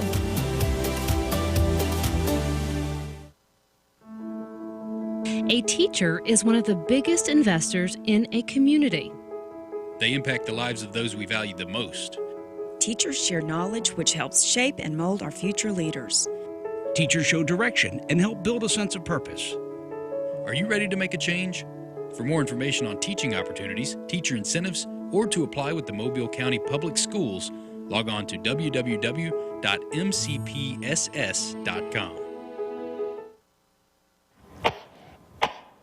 What's the matter, baby? You're not feeling good? School-age children are at a higher risk of getting and spreading germs and viruses. To help protect the spread, students are encouraged to stay home when sick. Parents, it's important for your child to remain at home at least 24 hours after they no longer have a fever of 100 degrees or higher without the use of medications. Please help us maintain a healthy learning environment. We welcome you back to Harris Terry Stadium. Al Whedon, Corey LeBounty, Blount on top 26-0. Corey, they dominated the first quarter, and we have first half stats to explain why tonight. Yeah, I mean, you look at the running game that was established. Part of establishing the identity was Blount. They have to go with the run game. 213 rushing yards to only 7 for Citronelle. The passing yards, 129 to 53 for Citronelle. Total yards, 342 to 60, and that's a situation when you start looking at total yards. Blount probably had 342 yards.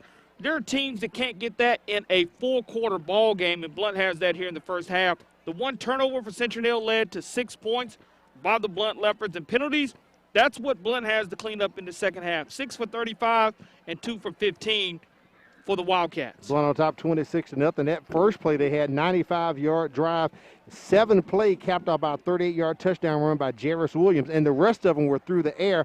34-yard touchdown pass from LaMarcus Brown to Melvin Williams. Those are the points off the turnovers you just talked about. And I believe Blount's first possession in the second quarter, Brown hooks up with Williams again for 28 yards. And, Corey, we just watched him put together a 94-yard drive. It was 3rd and 15 just off of a false start, which pushed him back 5 more yards. And what happens? LaMarcus Brown connects with Armani Diamond for 63 yards. So the Blount offense, it's the first game, but they're clicking already. The biggest thing for Blount, though, they were 6-0 1 year ago at home. They're looking to go to 1-0 at home this particular season of the 2020 football season. But you're starting to look ahead if you're Lev Holly. You're happy with the way your team came out and performed in the first half. You're looking ahead to Saraland now, because I know you have another 2 quarters. But if you go ahead and you come out and you hit Citronelle in the mouth right here, you'll have an opportunity to get a lot of younger guys very important reps. And I know you've been waiting a long time to get your starting unit those valuable reps. But, again, you have a huge matchup with Saraland next week that you have to start at some point in time here early in the third quarter.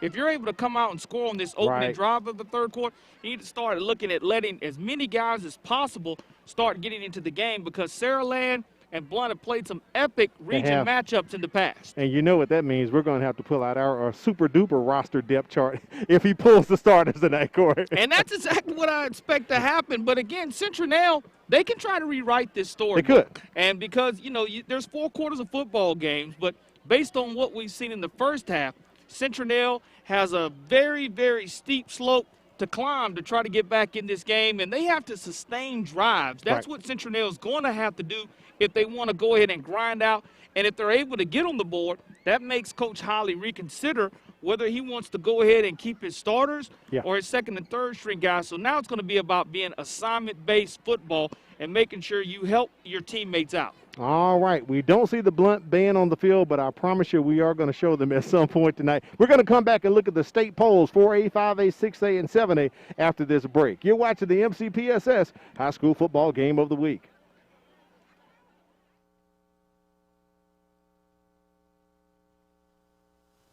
When parents are involved in school, you get more of this and less of this.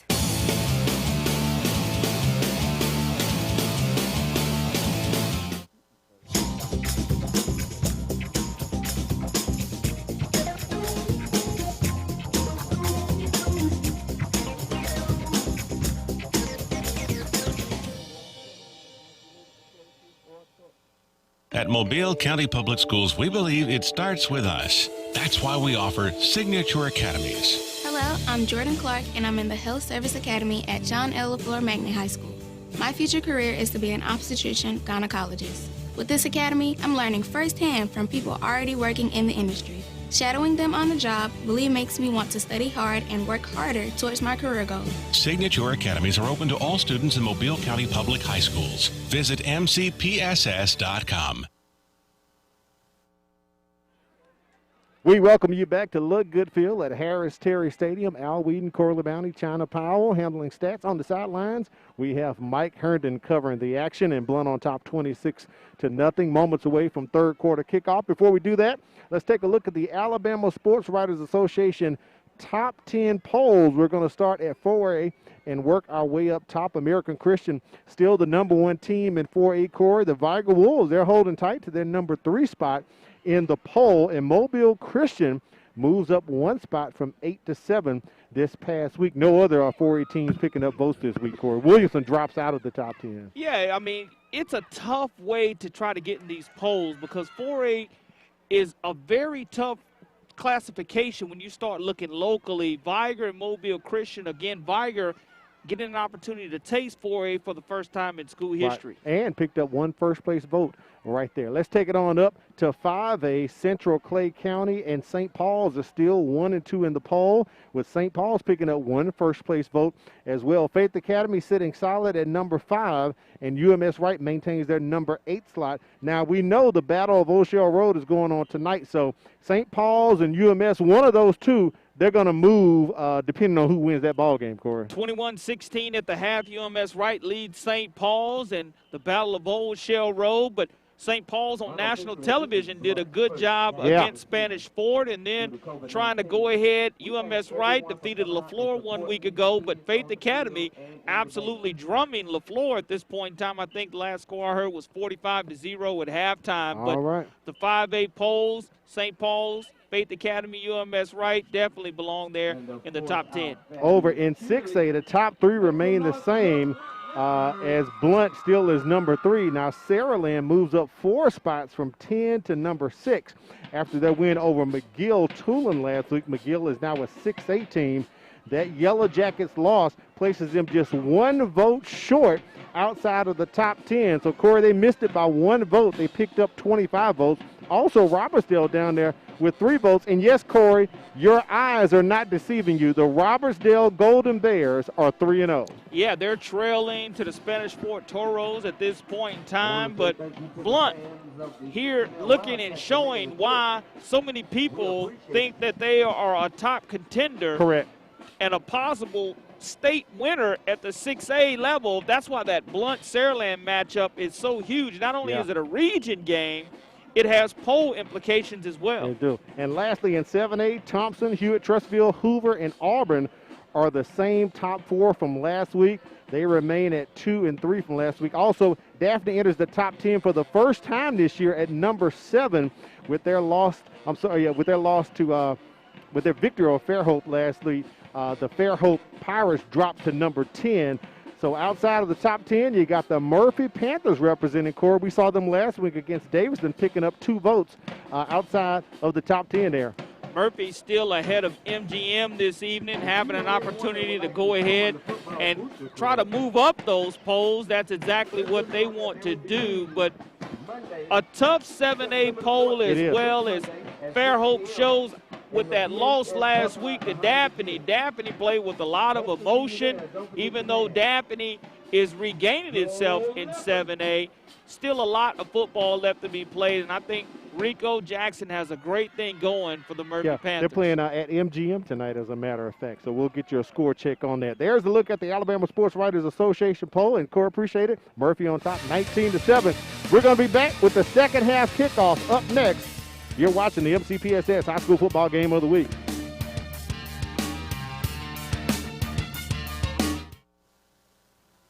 From birth up until school age, you know, he was a fast developer, fast learner. He was always a happy person. Every time you seen him, he had a smile on his face.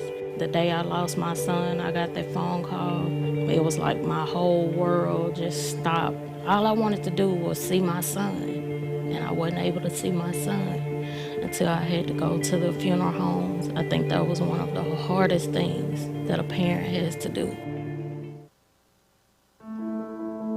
A teacher is one of the biggest investors in a community. They impact the lives of those we value the most. Teachers share knowledge which helps shape and mold our future leaders. Teachers show direction and help build a sense of purpose. Are you ready to make a change?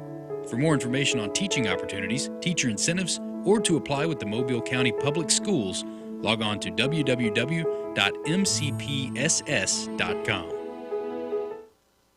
As a student in the Mobile County Public Schools, there are a few things I've come to expect. One is a quality education, and the other is a quality lunch. Not only are our school meals well balanced, meeting all federal nutritional standards, but they also have less fat, fewer calories, and they taste really good. Oh, and I forgot to mention, our school lunches contain whole wheat, grains, fruits, and vegetables to give me the energy and brain power to get me through the day. Hello, I'm Renee Phillips, your host of Homeroom. Will you join us as we talk with the students, teachers, and staff about all of the great things happening in our schools? That's right, Renee. Not only are we here to keep you informed about the great things happening in our schools, but to also keep you updated on safety issues. Our show, Safe Schools, looks at ways to keep your child and our students safe. Not only are we looking at ways to keep your child and our students safe, but to keep you informed on how to connect with us. Manténgase informado aquí en Conexión a Padres. And we also score big from pre-K to high school with MCPSS athletics. And then Inside Education puts it all together for you, showing you the ins and outs about news and events taking place across the Mobile County Public School District. We do this to keep you informed.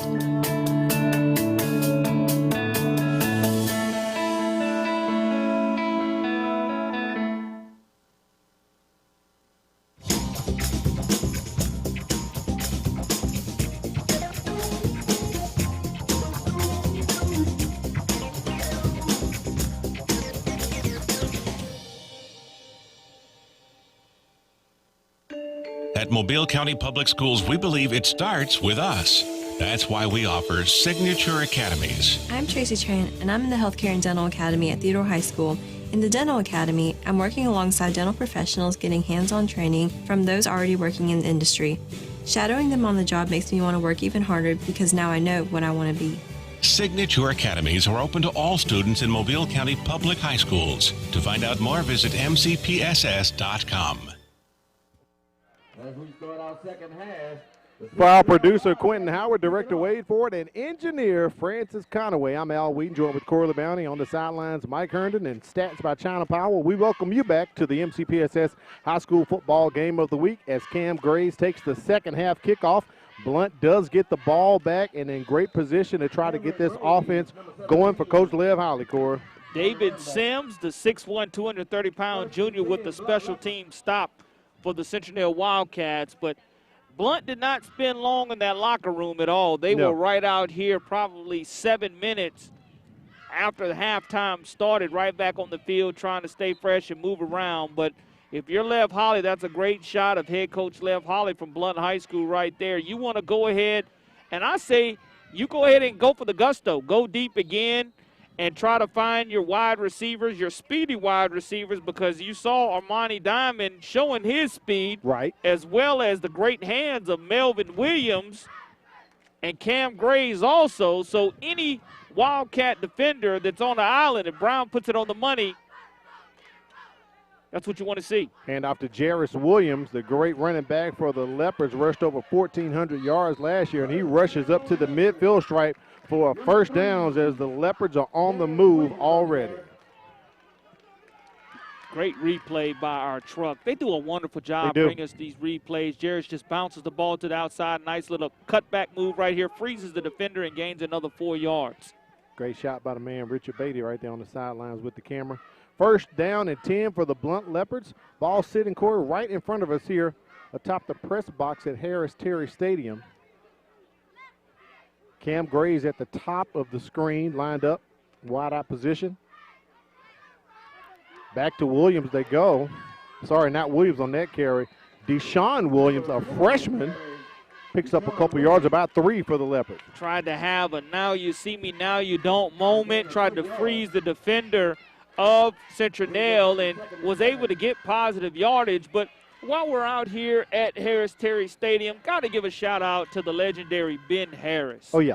And Ben Harris, again, state champs in 90, 92, 96, 97, 98, and is just a legend in the entire state of Alabama. So Williams picks up about 3 there. 2nd and 7, we'll call it, for Blount. Brown does a little quick hitch, fakes, trying to hook up with Graves. Does not, as I once again said, the far distance, some lightning there, Corey. But we're not being affected right now. Skies look pretty good. And as long as it doesn't come rolling our way, as a nice cool breeze has settled upon our press box area. But you took your shot right there on 2nd down and 6 yards to go, overthrew your intended wide receiver. But now you still can go back to your strong running game of Jarris Williams in the backfield for the Blount Leopards. Looks like Jerry Brand is okay. He's going to line up here at the top of your screen, just outside of the slot position. Empty set. Brown's got time. Trying to connect with Brand and cannot. So Coach Holly's got a decision to make right here. Is he going to go for it or punt? Blount has not punted the ball one time tonight, Corey. And now do you want to flip the field? That's exactly what the Citronelle Wildcats wanted, was to come out and try to put Blount at 4th down, making the decision. Does Lev Holly right there, you know, the play clock on the field now does work here to start the second half. And do you quick kick here or do you go for some type of fake? But you're right on the 47-yard line of the Wildcats. Myron Dunklin back to punt for the Leopards. He's a freshman. Gets a nice punt off right there. Sends Miller chasing it. Catches it on the one-hop bounce. Miller kind of stutters, but he may pay for that one because he's wrapped up by the Leopards at about the 16 or 17-yard line. Good job of special teams play by this Blount team. And now the Wildcats got the stop that they wanted coming out of halftime, and now are just going to have to build upon it one possession at a time. Picked up maybe 3 or 4 first downs in the first half and were able to sustain a drive and a half, and are going to have to continue to do that here in the second half of play, trailing 26-0. On comes junior quarterback Michael Harvey with Tyler Miller in the backfield with him. Wildcats down 26 points. This is a 6A Region 1 contest and Blount's first ball game of the year.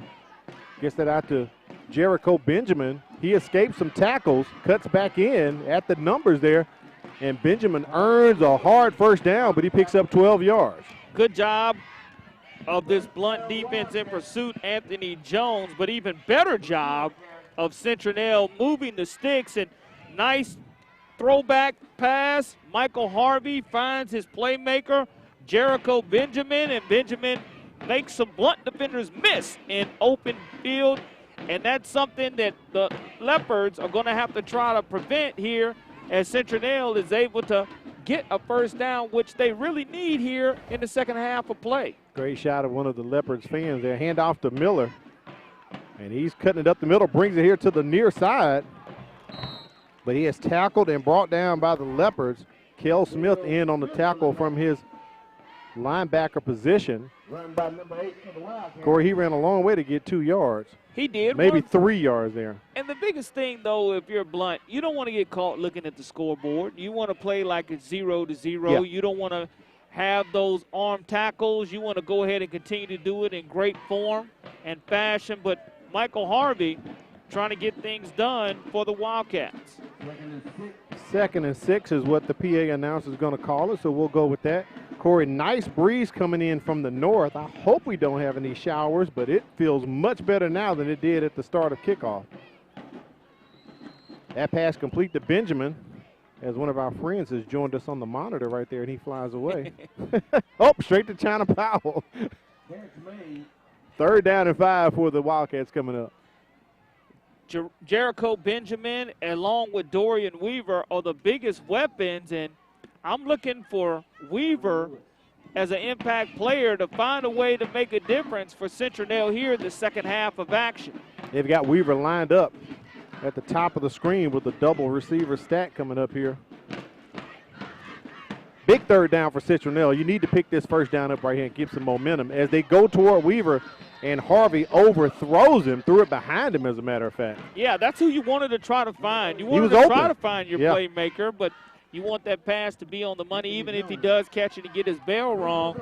Brings up 4th down for the Leopards, and Citronelle deep in their own territory at the 35-yard line. Definitely want to try to flip the field right here, and Blount wants an opportunity to atone for their first punt of tonight's contest. Rashard Kaiser and Armani Diamond going back to receive this punt from Pedro Rodriguez. He kind of put some air on that one.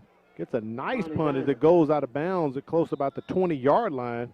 So Corey, Blount comes into this ball game 2-1, their first ball game they're playing. But credit to you, you're 2-0 for your Game of the Week Brainbusters this year. So we got that Brainbuster coming up, and it is not multiple choice. So we'll have it coming up at the heat timeout for you. So get yourself ready, Corey. Going to go ahead and warm up the brain cells a little bit and try to go 3 for 3. So the Leopards offense coming back on the field. Coach Holly still sticking with his main starters here, up 26 points with 8:01 remaining in the third quarter. Blount with a commanding lead over Citronelle, so they're spotting the ball here at the 20-yard line. Second look at Blount in the second half, their second possession. The first one resulted in no points. Jarris Williams coming to the near side. Going to be close to the first down marker. Depends on where they spot this. Looks like they're spotting it right at the 30. And he may have enough to get this one if Sean Kelly looks over and decides he wants to move the sticks. Good job of Jerry is bouncing to the outside. I do see a penalty flag down right at the 45-yard line. Yeah, there it is. Maybe holding right in the area of holding. And it looks as if that may be the case. They're starting to walk backwards. During the play, we got holding on the offense. It's a 10-yard penalty from the spot of the foul. It's still first down. So that'll push the Leopards back there. So based on the spot, Williams had the first down, but they'll come back and we'll call this one 1st and 5 since they're going to spot it from the occurrence of the foul.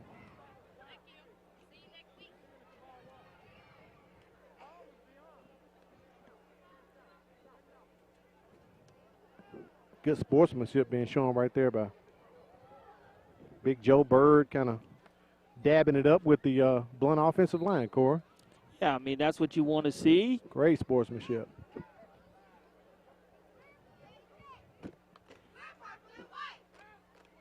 There's a quick pass intercepted by Citronelle as they jumped in front of that pass. Josh Pugh picks off LaMarcus Brown, and the Wildcats are close to being in the red zone already. Good job of sitting down on that route. 4 solo tackles, 1 tackle for loss, and add an interception to the resume of Josh Pugh, the 5'11", 179-pound sophomore. And not the start that Lev Holly and his offense wanted here to begin the second half of action, but now Citronelle is the deepest in Blount's territory than they have been all night long, and now it's going to be up for Mr. Michael Harvey to find his playmakers, Dorian Weaver and Jericho Benjamin, to try to get on the board for Citronelle. Empty set here for the Wildcats as Weaver looks as if he was trying to line up in the tight end position, but Coach Barnett is going to call a timeout, Corey. It's 7:36 remaining here in the third quarter. Offensive coordinator Kenny Gilliam getting his offense together, knowing that, hey, sometimes when you have the transition from offense to defense, you don't have the personnel ready to go like you want, and it's a good timeout because you're in decent field position right here at the 26-yard line of the Leopards. Again, the deepest that they have been, and you want to try to put 6 on the board to give your team and give your fans a little momentum, a little bit of excitement. To find out what's happening in Mobile County Public Schools, from school news to weather alerts, make sure you follow us on Facebook, Twitter, Instagram, or our website, mcpssTheWire.com. Mobile County Public Schools, learning today and leading tomorrow. Blount leading right now, 26-0 over Citronelle. But an interception by Josh Pugh of LaMarcus Brown has set up Citronelle at Blount's 22-yard line. Great opportunity right here for the Wildcats to get on the board. Timeout call by Jason Barnett, so he's got his guys set up. Here comes Jericho Benjamin in motion to the near side.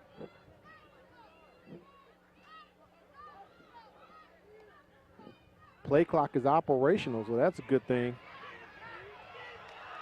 Harvey escapes, the Blount attack, and it looks as if that's going to be an interception by the Blount Leopards as they step up. Looks like Darrell Williams picks off Michael Harvey on his first pass there after the Wildcats interception, Corey. And the coaching staff from Citronelle is absolutely furious over there on the far sideline. And I want to say there is a penalty flag on the play on the far sideline. Can't really see it. If it is a sideline warning, it's already been called against Citronelle once.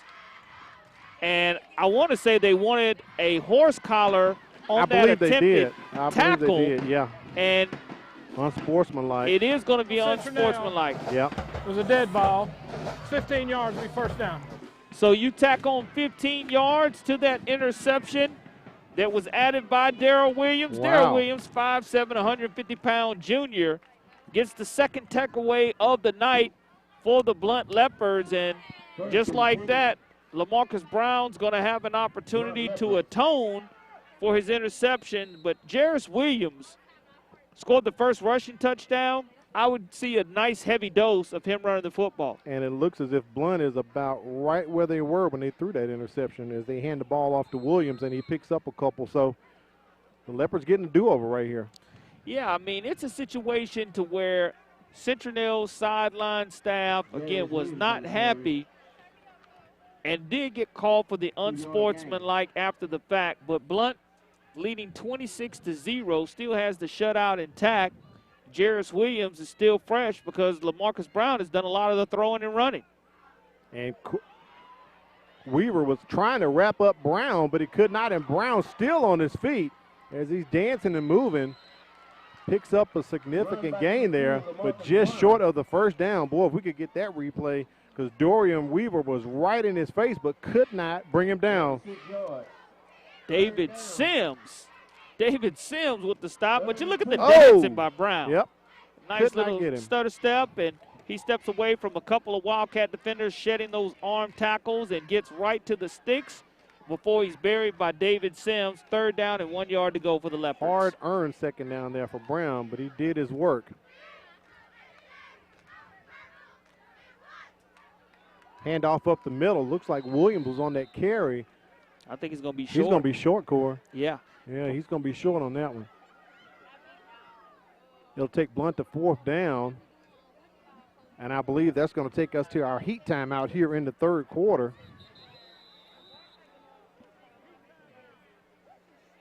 And, Corey, you know what that means. It's time for us to reveal our game of the week, Brain Buster. So far, Mr. Corey LeBounty is 2-0 on the season so far. So doing pretty good there, young man. Yeah, it's not too bad. I mean, I'll take that. So far, so good. Well, you had multiple choice of the first game, and last week we went back to just Q&A, so we'll just do it the regular old way. All right, Corey, here's your brain buster. What former Blount player was named 6A Back of the Year and was a member of the Alabama Sports Writers Association Super 12 team? Let you think about that one for a bit. We'll reveal the answer between the third and the fourth quarter. It's our weekly game of the week brain buster. We appreciate you joining us, Al Weed and Corey LeBounty. Mike Herndon on the sideline, China Pownell doing the stats. Let's take a look at the 4A region standings while we got a break right quick. Try to get a couple of these on. We weren't able to at halftime. 4A region 1 standings here in the area.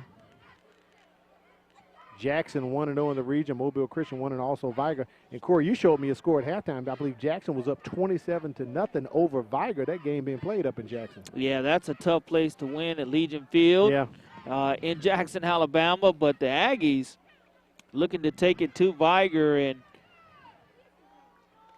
big down and distance situation coming up for the Blount Leopards. We'll try to sneak in at 5A, 6A, and 7A before we get into the fourth quarter here. So fourth down, it appears as if Blount is going to go for it. Brown under center, something rarely seen in high school football. Lee Hunter in the backfield, providing some blocking, and Williams is going to have enough to get the first down. And that's all they needed, just to kind of push and move the beef. And 5:35 remaining, or 5:36 remaining here in the third quarter, and fresh set of downs, and Blount's going to be content to try to pound the rock here. similar to what we saw them do in the second quarter when they had that 94-yard drive after a nice punt by Rodriguez. Blount pinned almost near to the end zone, and they brought in Lee Hunter, lined him up in the backfield a couple of times, and got out of that hole, Corey. Yeah, and that's exactly what they're doing here in no rush, just looking to spring the big one against this Wildcat defense. But the longer this Wildcat defense stays on the field, the better it is for this Leopard offense. As it looks like they're going to have a timeout called by Blount, just trying to make sure they have the correct personnel on the field as well. All right, while we got a break, let's take a look at the 5A Region 1 standings. We just talked about 4A, so we'll talk about 5A, 6A, and 7A during this timeout. Faith Academy on top right now in the region. They're undefeated overall. You have Satsuma. They picked up a win against Citronelle last week, but that was not a region win, 14-13 as a matter of fact. UMS Wright and St. Paul's, they're doing battle tonight. And the last score I had from my buddy Richard Burton, he said UMS was up 27-16 on St. Paul's.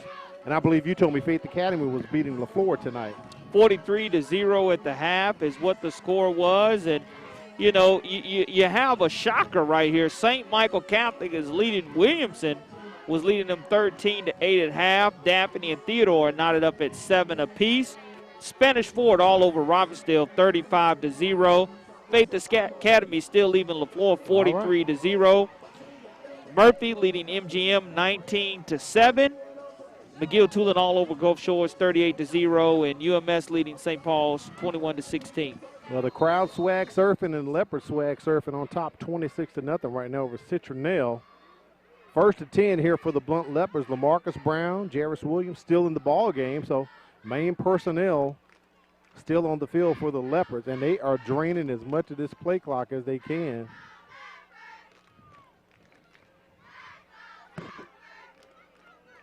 Hand off to Jarris Williams. Tries to hit the hole, and it closes up quickly, and they bring him down as he tries to escape. Looks like his forward progress is going to be credited with about 1.5 yards, Corey. As we look at the 6A region standings, Blount on top, Robertsdale, Saraland. Big matchup next week. You talked about it right here at Harris Teeter Stadium. It'll be Blount and Saraland, and this is really competitive in this region. McGill lost to Saraland last week, and you got Citronelle and Blount playing tonight as well. So tough region here, 6A Region 1. Down on the Gulf Coast. Absolutely, and to me, it's the toughest region in the state of Alabama in 6A, and the only other region, 7A, Region 3 is the toughest in 7A, but Blount in no hurry right here to make sure they just execute their offense. Jarris Williams. There's a screen set up to Williams, but it is snuffed out by Dorian Weaver as he brings them down. No gain on the play. Great play by Weaver right there. A score, Baker leading Bryant 29-6 at halftime. That's a region game right there, 7A Region 1, so 9 to go. Enterprise coming down, leading Davidson 38-0. Now that game was originally at Enterprise, but I heard during the week it got moved to Baker, so it's at Baker's Stadium. Is that correct? That is correct. It is being played at Baker High School. Well, that's a good one for Coach Carley because they were looking at going on the road 4 weeks in a row, Corey, so they were at least able to stay home this week. Little quick out to Jarris Williams. He's got some room, and he has the first down as one of his blockers helps him out, and there's the rugby scrum, and it's going to stop at the 47-yard line of Citronelle, so the Leopards move the sticks. Great job of throwing the swing pass. Nice. In the flat to Williams, and Williams, he has to make sure he catches the ball, and Brown feels the pressure, quickly swings it out. Nice cutback, and Williams goes right into the heart of this field, and right here at midfield, right at the 47-yard line of the Wildcats. With their hand on their hips, this defense has been on the field for a very long time here in the third quarter, Al. Speaking of the field, we were down on the field earlier, Corey, and first game for this field to see some action this season, as the action's right there with LaMarcus Brown. He's brought down for about a 1 or 2 yard gain, but the field looks in pretty decent condition so far. It does. I mean, luckily, if there was a rain, it did not make the field sloppy, and it did drain well to where it didn't hold. There were no really mud puddles or wet places on the field like we saw at Theodore a couple of weeks ago. And Jonathan Turner does a good job for the Citronelle defense, getting the stop on that play, and Blount's only able to gain 1 yard, but more time bleeding off of the clock. 2nd and 9 here. I thought one of the Wildcats may have jumped off sides. Now Cam Graves was running like an out, and LaMarcus Brown threw it over his shoulder, so I believe a little miscommunication on that play there. Yeah, that could have been a oopsie if the defender turned around and was able to make a break on that football. He would have scored 6 the other direction, but 3rd down and 9 yards to go for the Blount Leopards, and with 2:08 remaining here in the 3rd quarter, I would just continue to pound and run the football to try to drain and bleed as much clock as possible.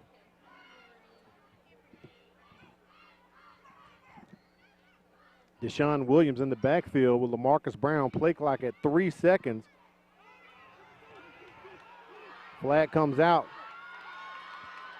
He does find Jerry Brand across the middle sitting in the flat, but I think from where that flag comes in from Sean Kelly, there it is, going to be a holding call against the Leopards, so it's coming back. Nice completion to Brand, but just a little too much help with the hands from the offensive line of the Leopards there.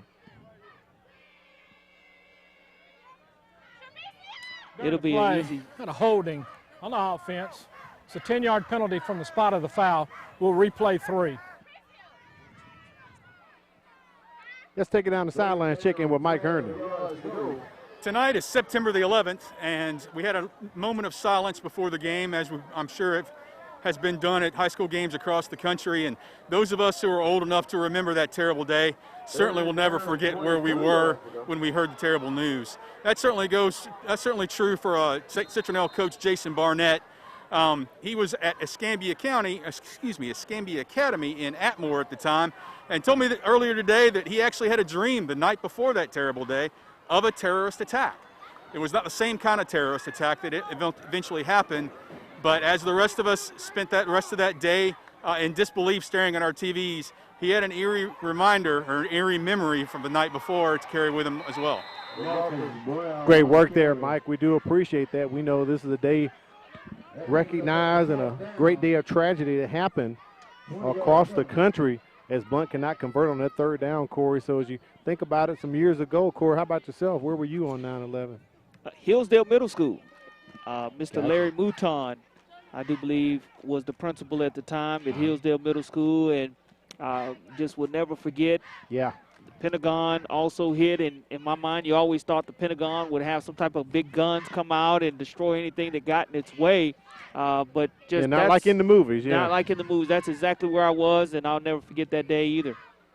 Miller takes the punt, does a little juke move here and there, but one of the Leopards grabs his jersey, so he's going to be marked down about the 42-yard line. Myself, Corey, I was working in radio. I had just moved to my apartment, so I didn't realize that my cable was still on. I hadn't even hooked the TV up, and my phone just started ringing that morning. My mom was calling me, you know what's going on? I'm like, I have no idea. I was on vacation, actually. And at that time, my daughter, my oldest child, she's 23 now. She was living in D.C. with her mom, and I could not get in contact with them. I had no idea what was going on. And something told me, well, plug in the cable behind and I found out it was unreal, man. Unreal. So needless to say, my vacation wrapped up pretty quick. I had to go to work the rest of the week. So with that, but a very tragic day for our country as we continue to remember those who lost their lives at 9/11. Tyler Miller running up the middle, and he's got enough for the 1st down for the Wildcats as we approach the end of the 3rd quarter, and the chains are going to move for Citronelle.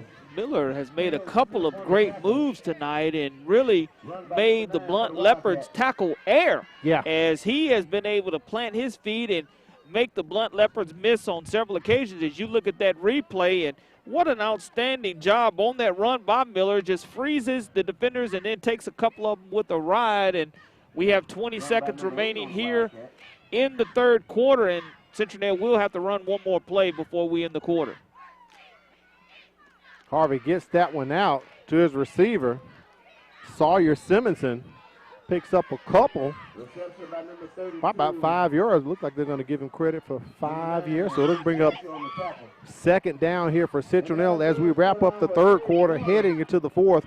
Blount with a commanding lead, 26-0. So before we get our brain buster on, Corey, we're going to take a look at the 7A standings right quick before we reveal the answer to our Game of the Week brain buster. 7A Region 1, Daphne seems to be the team right now in control. Murphy undefeated along with Daphne. And Daphne and Theodore are playing tonight down in Theodore, I believe. You talked about Baker on top of Bryant.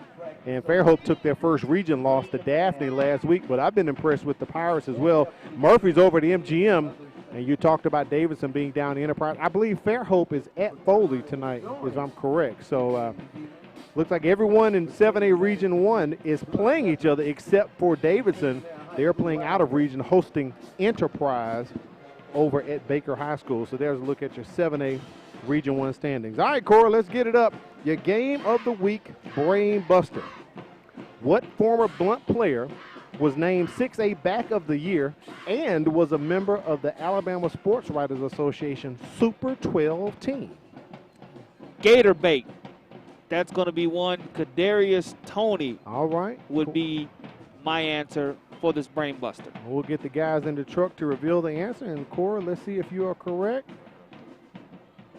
Kadarius Toney passed for 2,894 yards and 32 scores and ran for 894 yards and 15 touchdowns as he was the 6A Back of the Year. So, Corey, you done well. You're 3-0 on the season. How does it feel, Mr. LeBounty? It feels good, Al, because, I mean, right now I'm 3-0, and, you know, I like being 3-0, don't you know? Yeah, we had a chance, opportunity to see Kadarius Toney do his magic a couple years ago right here at Harris Terry Stadium as well. Great player. No question about it. Was our special guest at halftime when he came home a couple of years ago, right here atop the press box of Harris Terry Stadium, as we took a look at the Blount Leopard Marching Band, as they are also sporting Future Ones tonight also. Now, looking at our stats right here, the rushing yardage in the third quarter, Blount had 48 rushing yards to Citronelle's 14. Only 16 passing yards for Blount, 23 for Citronelle. Total yards in the third quarter, 64 for Blount, 37 for Citronelle. One turnover apiece, one penalty for 15 yards for Citronelle, two penalties for 25 yards for Blount. Well, Corey, one thing that didn't happen in that quarter that happened in the first two was Blount scoring. Scoreless third quarter for Blount, but also for Citronelle. As we ended the fourth quarter, Blount on top 26-0. Overall, Citronelle has 2 turnovers and Blount has 1. Both teams have 2 timeouts remaining as we enter the fourth quarter. Harvey's going to keep it. I'm sorry. They have switched quarterbacks. Dorian Weaver in. He's the backup quarterback, so he's going to keep that one and run it and pick up first down as the Wildcats are on the move here. Yeah, that's the impact player, and that's what you want to do to get your impact players involved. You want to find a way to get one of your most explosive playmakers the football, and that's a great job of offensive coordinator Kenny Gilliam getting him the football. He decides to pull the run-pass option and run for positive yardage, getting first downs for the Wildcats. It's like the Wildcats have drawn the Leopards off sides. Number 34. And what you also saw in the first quarter of action is that hard count, and the Wildcats able to get the Leopards to jump.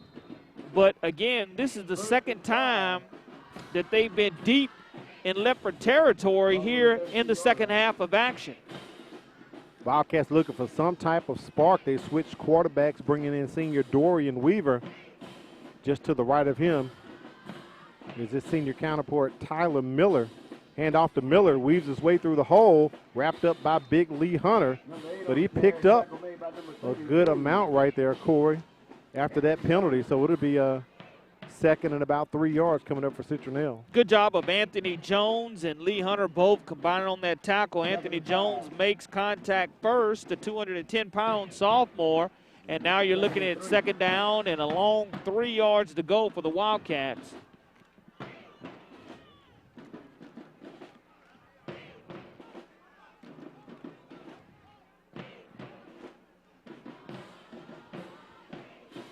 Looks like the play cop may have malfunctioned again, Corey, on that run going up the middle for the Wildcats. Picks up a first down. Timothy Roberts. And Hunter brings him down. I love the hard running of this Wildcat team. You bring in a fresh back. Yeah, I thought he had enough. Wildcats, and you bring short. in a new quarterback, but third and a yard. Yeah. Let's see if they can get the trenches moving right here. I thought his progress had enough, but apparently not. So, big play right here, Corey. You talked about Citronelle trying to get back into their deepest penetration of Blount Leopard territory, and Dorian Weaver's going to keep it as the Powell pushes him for the first down, and the Citronelle Wildcats are in the red zone. Yeah, and we're going to see with them moving the sticks, can this Blount defense go ahead and bow up and get the stop that they want? They want to try to preserve this shutout. Oh, you know they do. It's going to be 1st and 10 for the Wildcats from right around the 17-yard line of the Leopards. Harvey back into the ball game, so don't know what led to that change. Don't know if the young man was hurt or something, but he's back into the quarterback helm here. 1st and 10 inside the red zone. Little quick out to Benjamin. Thought it might have been a double pass, but maybe just a little bubble screen. But that bubble is popped for maybe about a 1-yard gain. And that's what you want to see, Al, from your big 6'4", 315-pound defensive tackle as he goes from the line of scrimmage, follows that pass that developed on the Citronelle sidelines, and is able to make the tackle himself after only a 2-yard gain. 2nd down and 8 yards to go for Citronelle.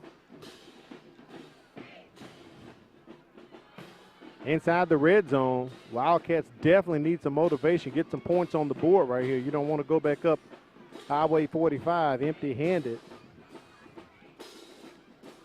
Weaver throws it out to Benjamin, and boom, he is upended on that tackle. Harold Moore, Corey, comes in from his cornerback position. Look at this replay. Textbook tackle by Moore as he goes low. How do you kill a horse? Well, you take his legs out from under him, and that's a situation to where you're going to make the surefire tackle by going after the legs instead of hitting high. No gain on the play. Great tackle by Moore right there. And you talked about it. Blount defense bowing up here. They do not want to give up points. I know Coach Holly would like to preserve this shutout. Weaver rolling out. Can't find anyone. He's going to keep it. And, boy, he is wrapped up and sacked. Great job by the defense continuing to pursue in that situation. And Blount's just so deep. Maliko Bell Donaldson, 6'1", 200-pound junior from his linebacker position, makes that critical stop for the Leopards. And the Wildcats aren't going in the direction that they wanted to after getting into Leopard territory, and it's 4-down territory here for Citronelle. About to kick it, so Rodriguez is going to attempt a 34-yard field goal. Coach Barnett said 30 yards and in, he is good, but he's pushing his limit at about the 35, so we'll see with this 34-yard field goal attempt, but we have a flag on the play. Prior to the snap, we have delay of game. On the offense, we have a 5-yard penalty. Still 4th down. You can see Coach Barnett behind official Kelly saying, come on, hurry up, get it together. So that's going to push the Wildcats back 5 yards. Will it make a difference? Now it turns into a 39-yard field goal attempt for Rodriguez. And he is going to be short, Corey. No good. That 5 yards made a difference. Well, again, you go back and you start to take a look at what has led to Blount's success tonight. 6:57 remaining.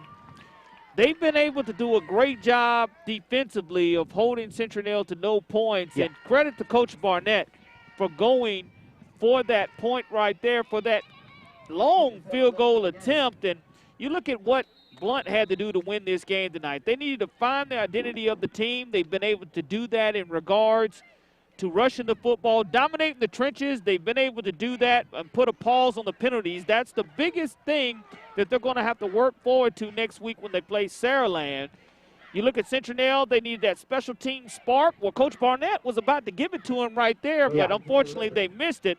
Established the running game, have not been able to do that against Blount tonight, and limit Leopards' explosive plays. Well, we saw the Leopards on the first drive of the game definitely have explosive plays, and LaMarcus Brown threw 3 explosive touchdowns in the first half that leads Blount 26-0 over Citronelle. Speaking of LaMarcus Brown, Corey, I'm thinking he's one of the leading candidates for the Career Tech Education Player of the ball game. Has 3 touchdowns tonight, and he contributed greatly in the air and with his legs. Yeah, him and Melvin Williams both have done a great job. Melvin Williams being on the receiving end of 2 of those touchdowns, and Jarius Williams had a good game rushing the football as he scored the first touchdown rushing early on one of the most dynamic runs that you'll ever see.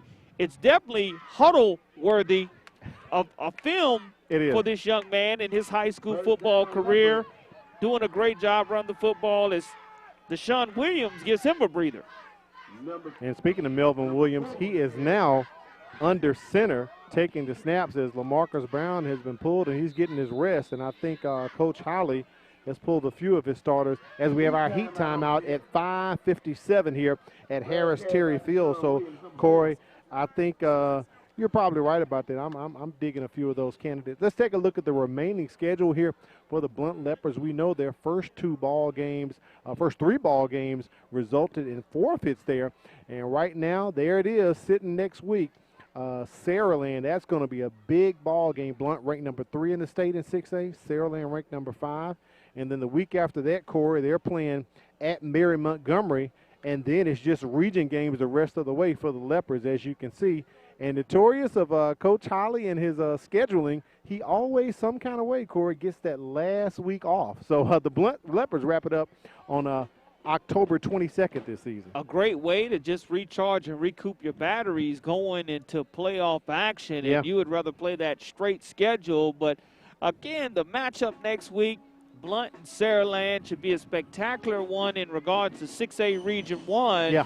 And you know the friendship that Jeff Kelly and Lev Holly both have. Yeah. Lev Holly coaching with Jeff Kelly when he was at Jackson. And these 2 guys are competitors and best friends, except for the 4 quarters of football that they play against one another. And here's a look at the remaining schedule for the Citronelle Wildcats. They'll have McGill-Tula next week, and then on that kind of off week, the 5th or 6th week, however you want to call it on the schedule, they'll play Alma Bryant, and then they are region tight all the way to the last game of the season, kind of a rivalry for them, the Leroy Bears, that big ball game for the folks up there in Clark County and Upper Mobile County when Leroy and Citronelle get together. And on that run, Williams gets the first down. He's near the midfield stripe, Corey, where they're going to mark him maybe about the 50-yard line. Big run by Williams. Yeah, that's what you want. Deshaun Williams, go ahead and giving Jarius Williams a nice little breather. Yeah. As Deshaun Williams, again, is 5'10", 170-pound freshman, does a good job following behind his big offensive lineman. Big hole. Wide receivers doing a good job blocking down the field, and he's able to move the sticks and get another first down for the Leopard offense. Big hole for Deshaun Williams to run through right there as the ball is sitting at the 50-yard line. 1st and 10, 5:10 remaining, Corey, and that breeze feels great coming out of the north there here at Harris Terry Stadium. Williams just going to keep that on a quarterback keeper. Flag comes in from Sean Kelly, and I think we know what that is, but a late flag. 2 guys are going at it in the middle of the field, and I believe we may have a personal foul coming up as well. Yeah, a little unsportsmanlike. Yeah, unfortunate. But I think the first flag coming in possibly maybe a hold against Blount. Teammates encouraging one another to go ahead and keep your wits and cool about you, but that was an outstanding run by the young man who also has 2 receiving touchdowns. As Melvin Williams is the backup quarterback, as evident by that nice run. Holding on the offense, which is a 10-yard penalty from the spot of the foul. And then we also have a dead ball on sportsmanlike on the offense. We have a dead ball on sportsmanlike on the defense, which those offset. So it'll be first down. So the holding penalty will be intact, and the 2 personal fouls are going to offset as the run right there from Williams. Great run, Corey, but it's going to be negated. It'll be first down, but it's going to be first down and about 25 here for the Leopards coming up. Deshaun Williams, I do believe, is going to be called for that holding. But what you want to try to do is just continue to milk this clock, stay in bounds, get half the yardage back, not throw in interceptions, and keep Melvin Williams healthy for the Blount Leopards, as he was such an integral part of being on the receiving end of LaMarcus Brown's touchdowns. Hand off to Williams. Picks up a couple to take Blount to second down. And one thing, Saraland had a bye this week. They did not play a game, so they'll be fresh. They will getting ready to prepare for the Blount Leopards next week.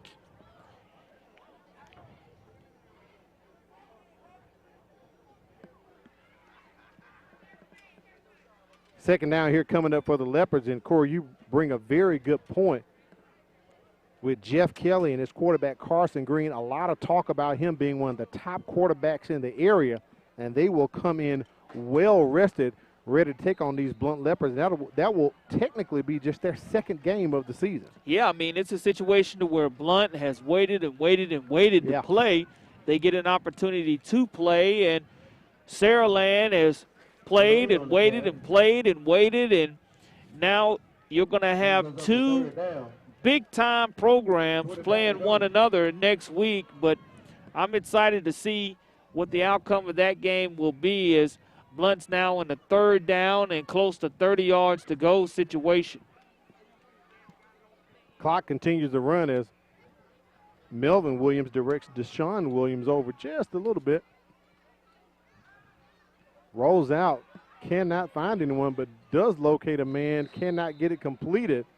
Incomplete pass. It's going to take the Leopards to fourth down, and appears to be the second time we will see them punt the ball tonight.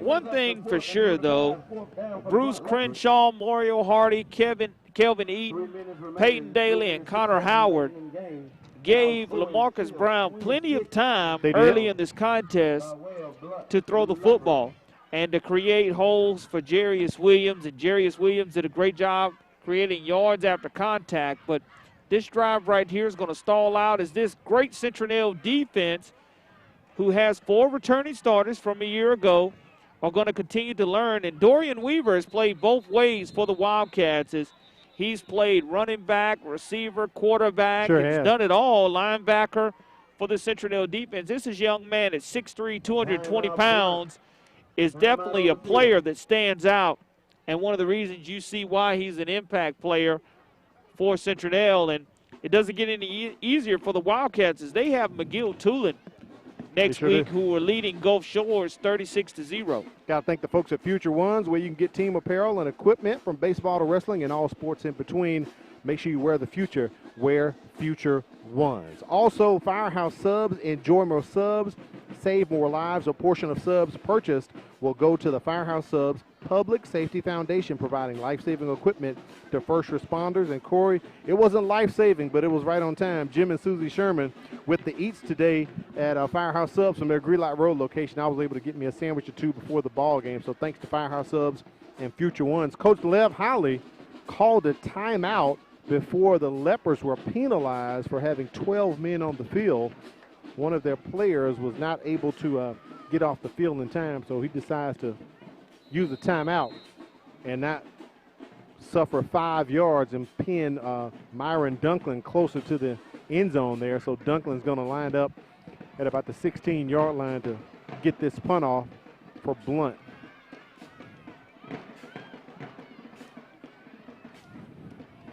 Good job. Tyler Miller's just going to let that one get away from him. He's going to avoid it. Late flag comes in, Corey. Late flag as the players are going to their sidelines. And another flag, I believe a player took a helmet off, and he is going to be penalized for that. And, you know, if you're Coach Holly, that's one of the things that you definitely have to look at on film is to clean up. You don't want any of these unnecessary, unsportsmanlike penalties that will wind up costing your team down the line next week against Saraland. We have a dead ball unsportsmanlike on the receiving team. A dead ball unsportsmanlike on the kicking team. They'll offset and we'll play first down right here. Unsportsmanlike conduct on the field. .255 remaining here in the fourth quarter of action. The Citronelle Wildcats take over with the ball on their own 30-yard line out. And Corey, another flag has come out. This one on the near side here, about the 45-yard line, close to the home side. Sideline warning again, which will equate in a 5-yard penalty, as Blount has been warned earlier. 5-yard penalty is what it will be marched off as. The first one's going to be a warning. The second one will be a flag. As I mentioned earlier, you have the out-of-bounds line. On Blount. It's a 5-yard penalty. Still first down.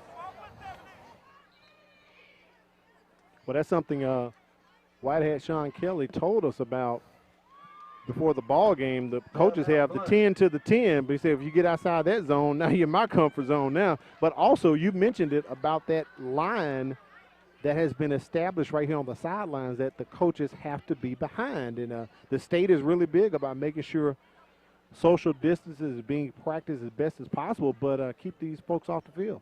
And you see defensive coordinator Lee Smith back in his first year in that role for the Blount Lepers, directing on who he wants to sub in the game and doing a wonderful job as an assistant principal here in the Mobile County Public School system, as well as teaching these young players how to become great citizens as well. All right, Corey, I think we're about to reveal our Career Tech Education Player of the Ball game. Let's see who we have selected, and there it is. LaMarcus Brown, quarterback for Blount High School, had 3 touchdowns tonight, Corey. I believe he probably threw it maybe over 200 yards tonight. Yeah, I mean, easy situation for him as he was one of our impact players. And you can say he definitely was the player of the game, doing it with his feet as well as his arm strength, putting some on the money. He did have that one interception that he would like to have back, but he'll look at the tape and he'll learn from that and he'll grow from that. But it definitely gives Jeff Kelly and the Spartans something to look at on film in regards to how much speed, how much quickness, and what a great job they have to do keeping him contained in the pocket and getting some pressure on him as he stepped up and threw a couple of strikes. Not a bad way to start your season off. 3 touchdowns and 1 pick there.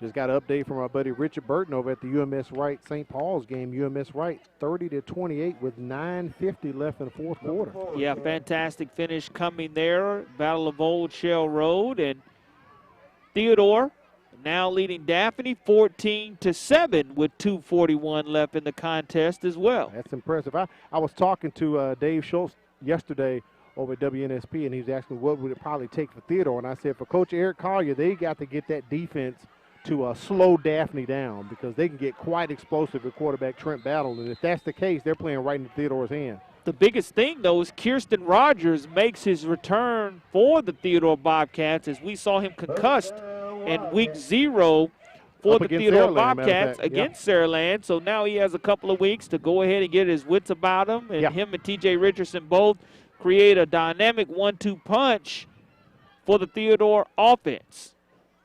And that will set up, if Theodore can get that win, that will be huge because that will set up a big game next week with Theodore and Murphy over at Last Stadium. Murphy playing MGM tonight out at MGM. So congratulations once again, the quarterback for the Blount Lepers, LaMarcus Brown, who is our Career Tech Education Player of the ball game. As Citronelle continues to run this ball, they brought in Justin Adams, a freshman, leading the Wildcats right now, as Harvey and Weaver are out of the ball game. First down for the Wildcats, ball at the 50-yard line. Continuing to gain positive yardage. Don't want to quit, want to continue to try to build on something moving forward against the McGill-Toolen Yellow Jackets next week. Under a minute left. No quit in this Wildcat team coached by Jason Barnett. He gets it out quick but cannot connect, so incomplete as the young man was trying to connect with T.J. Orso.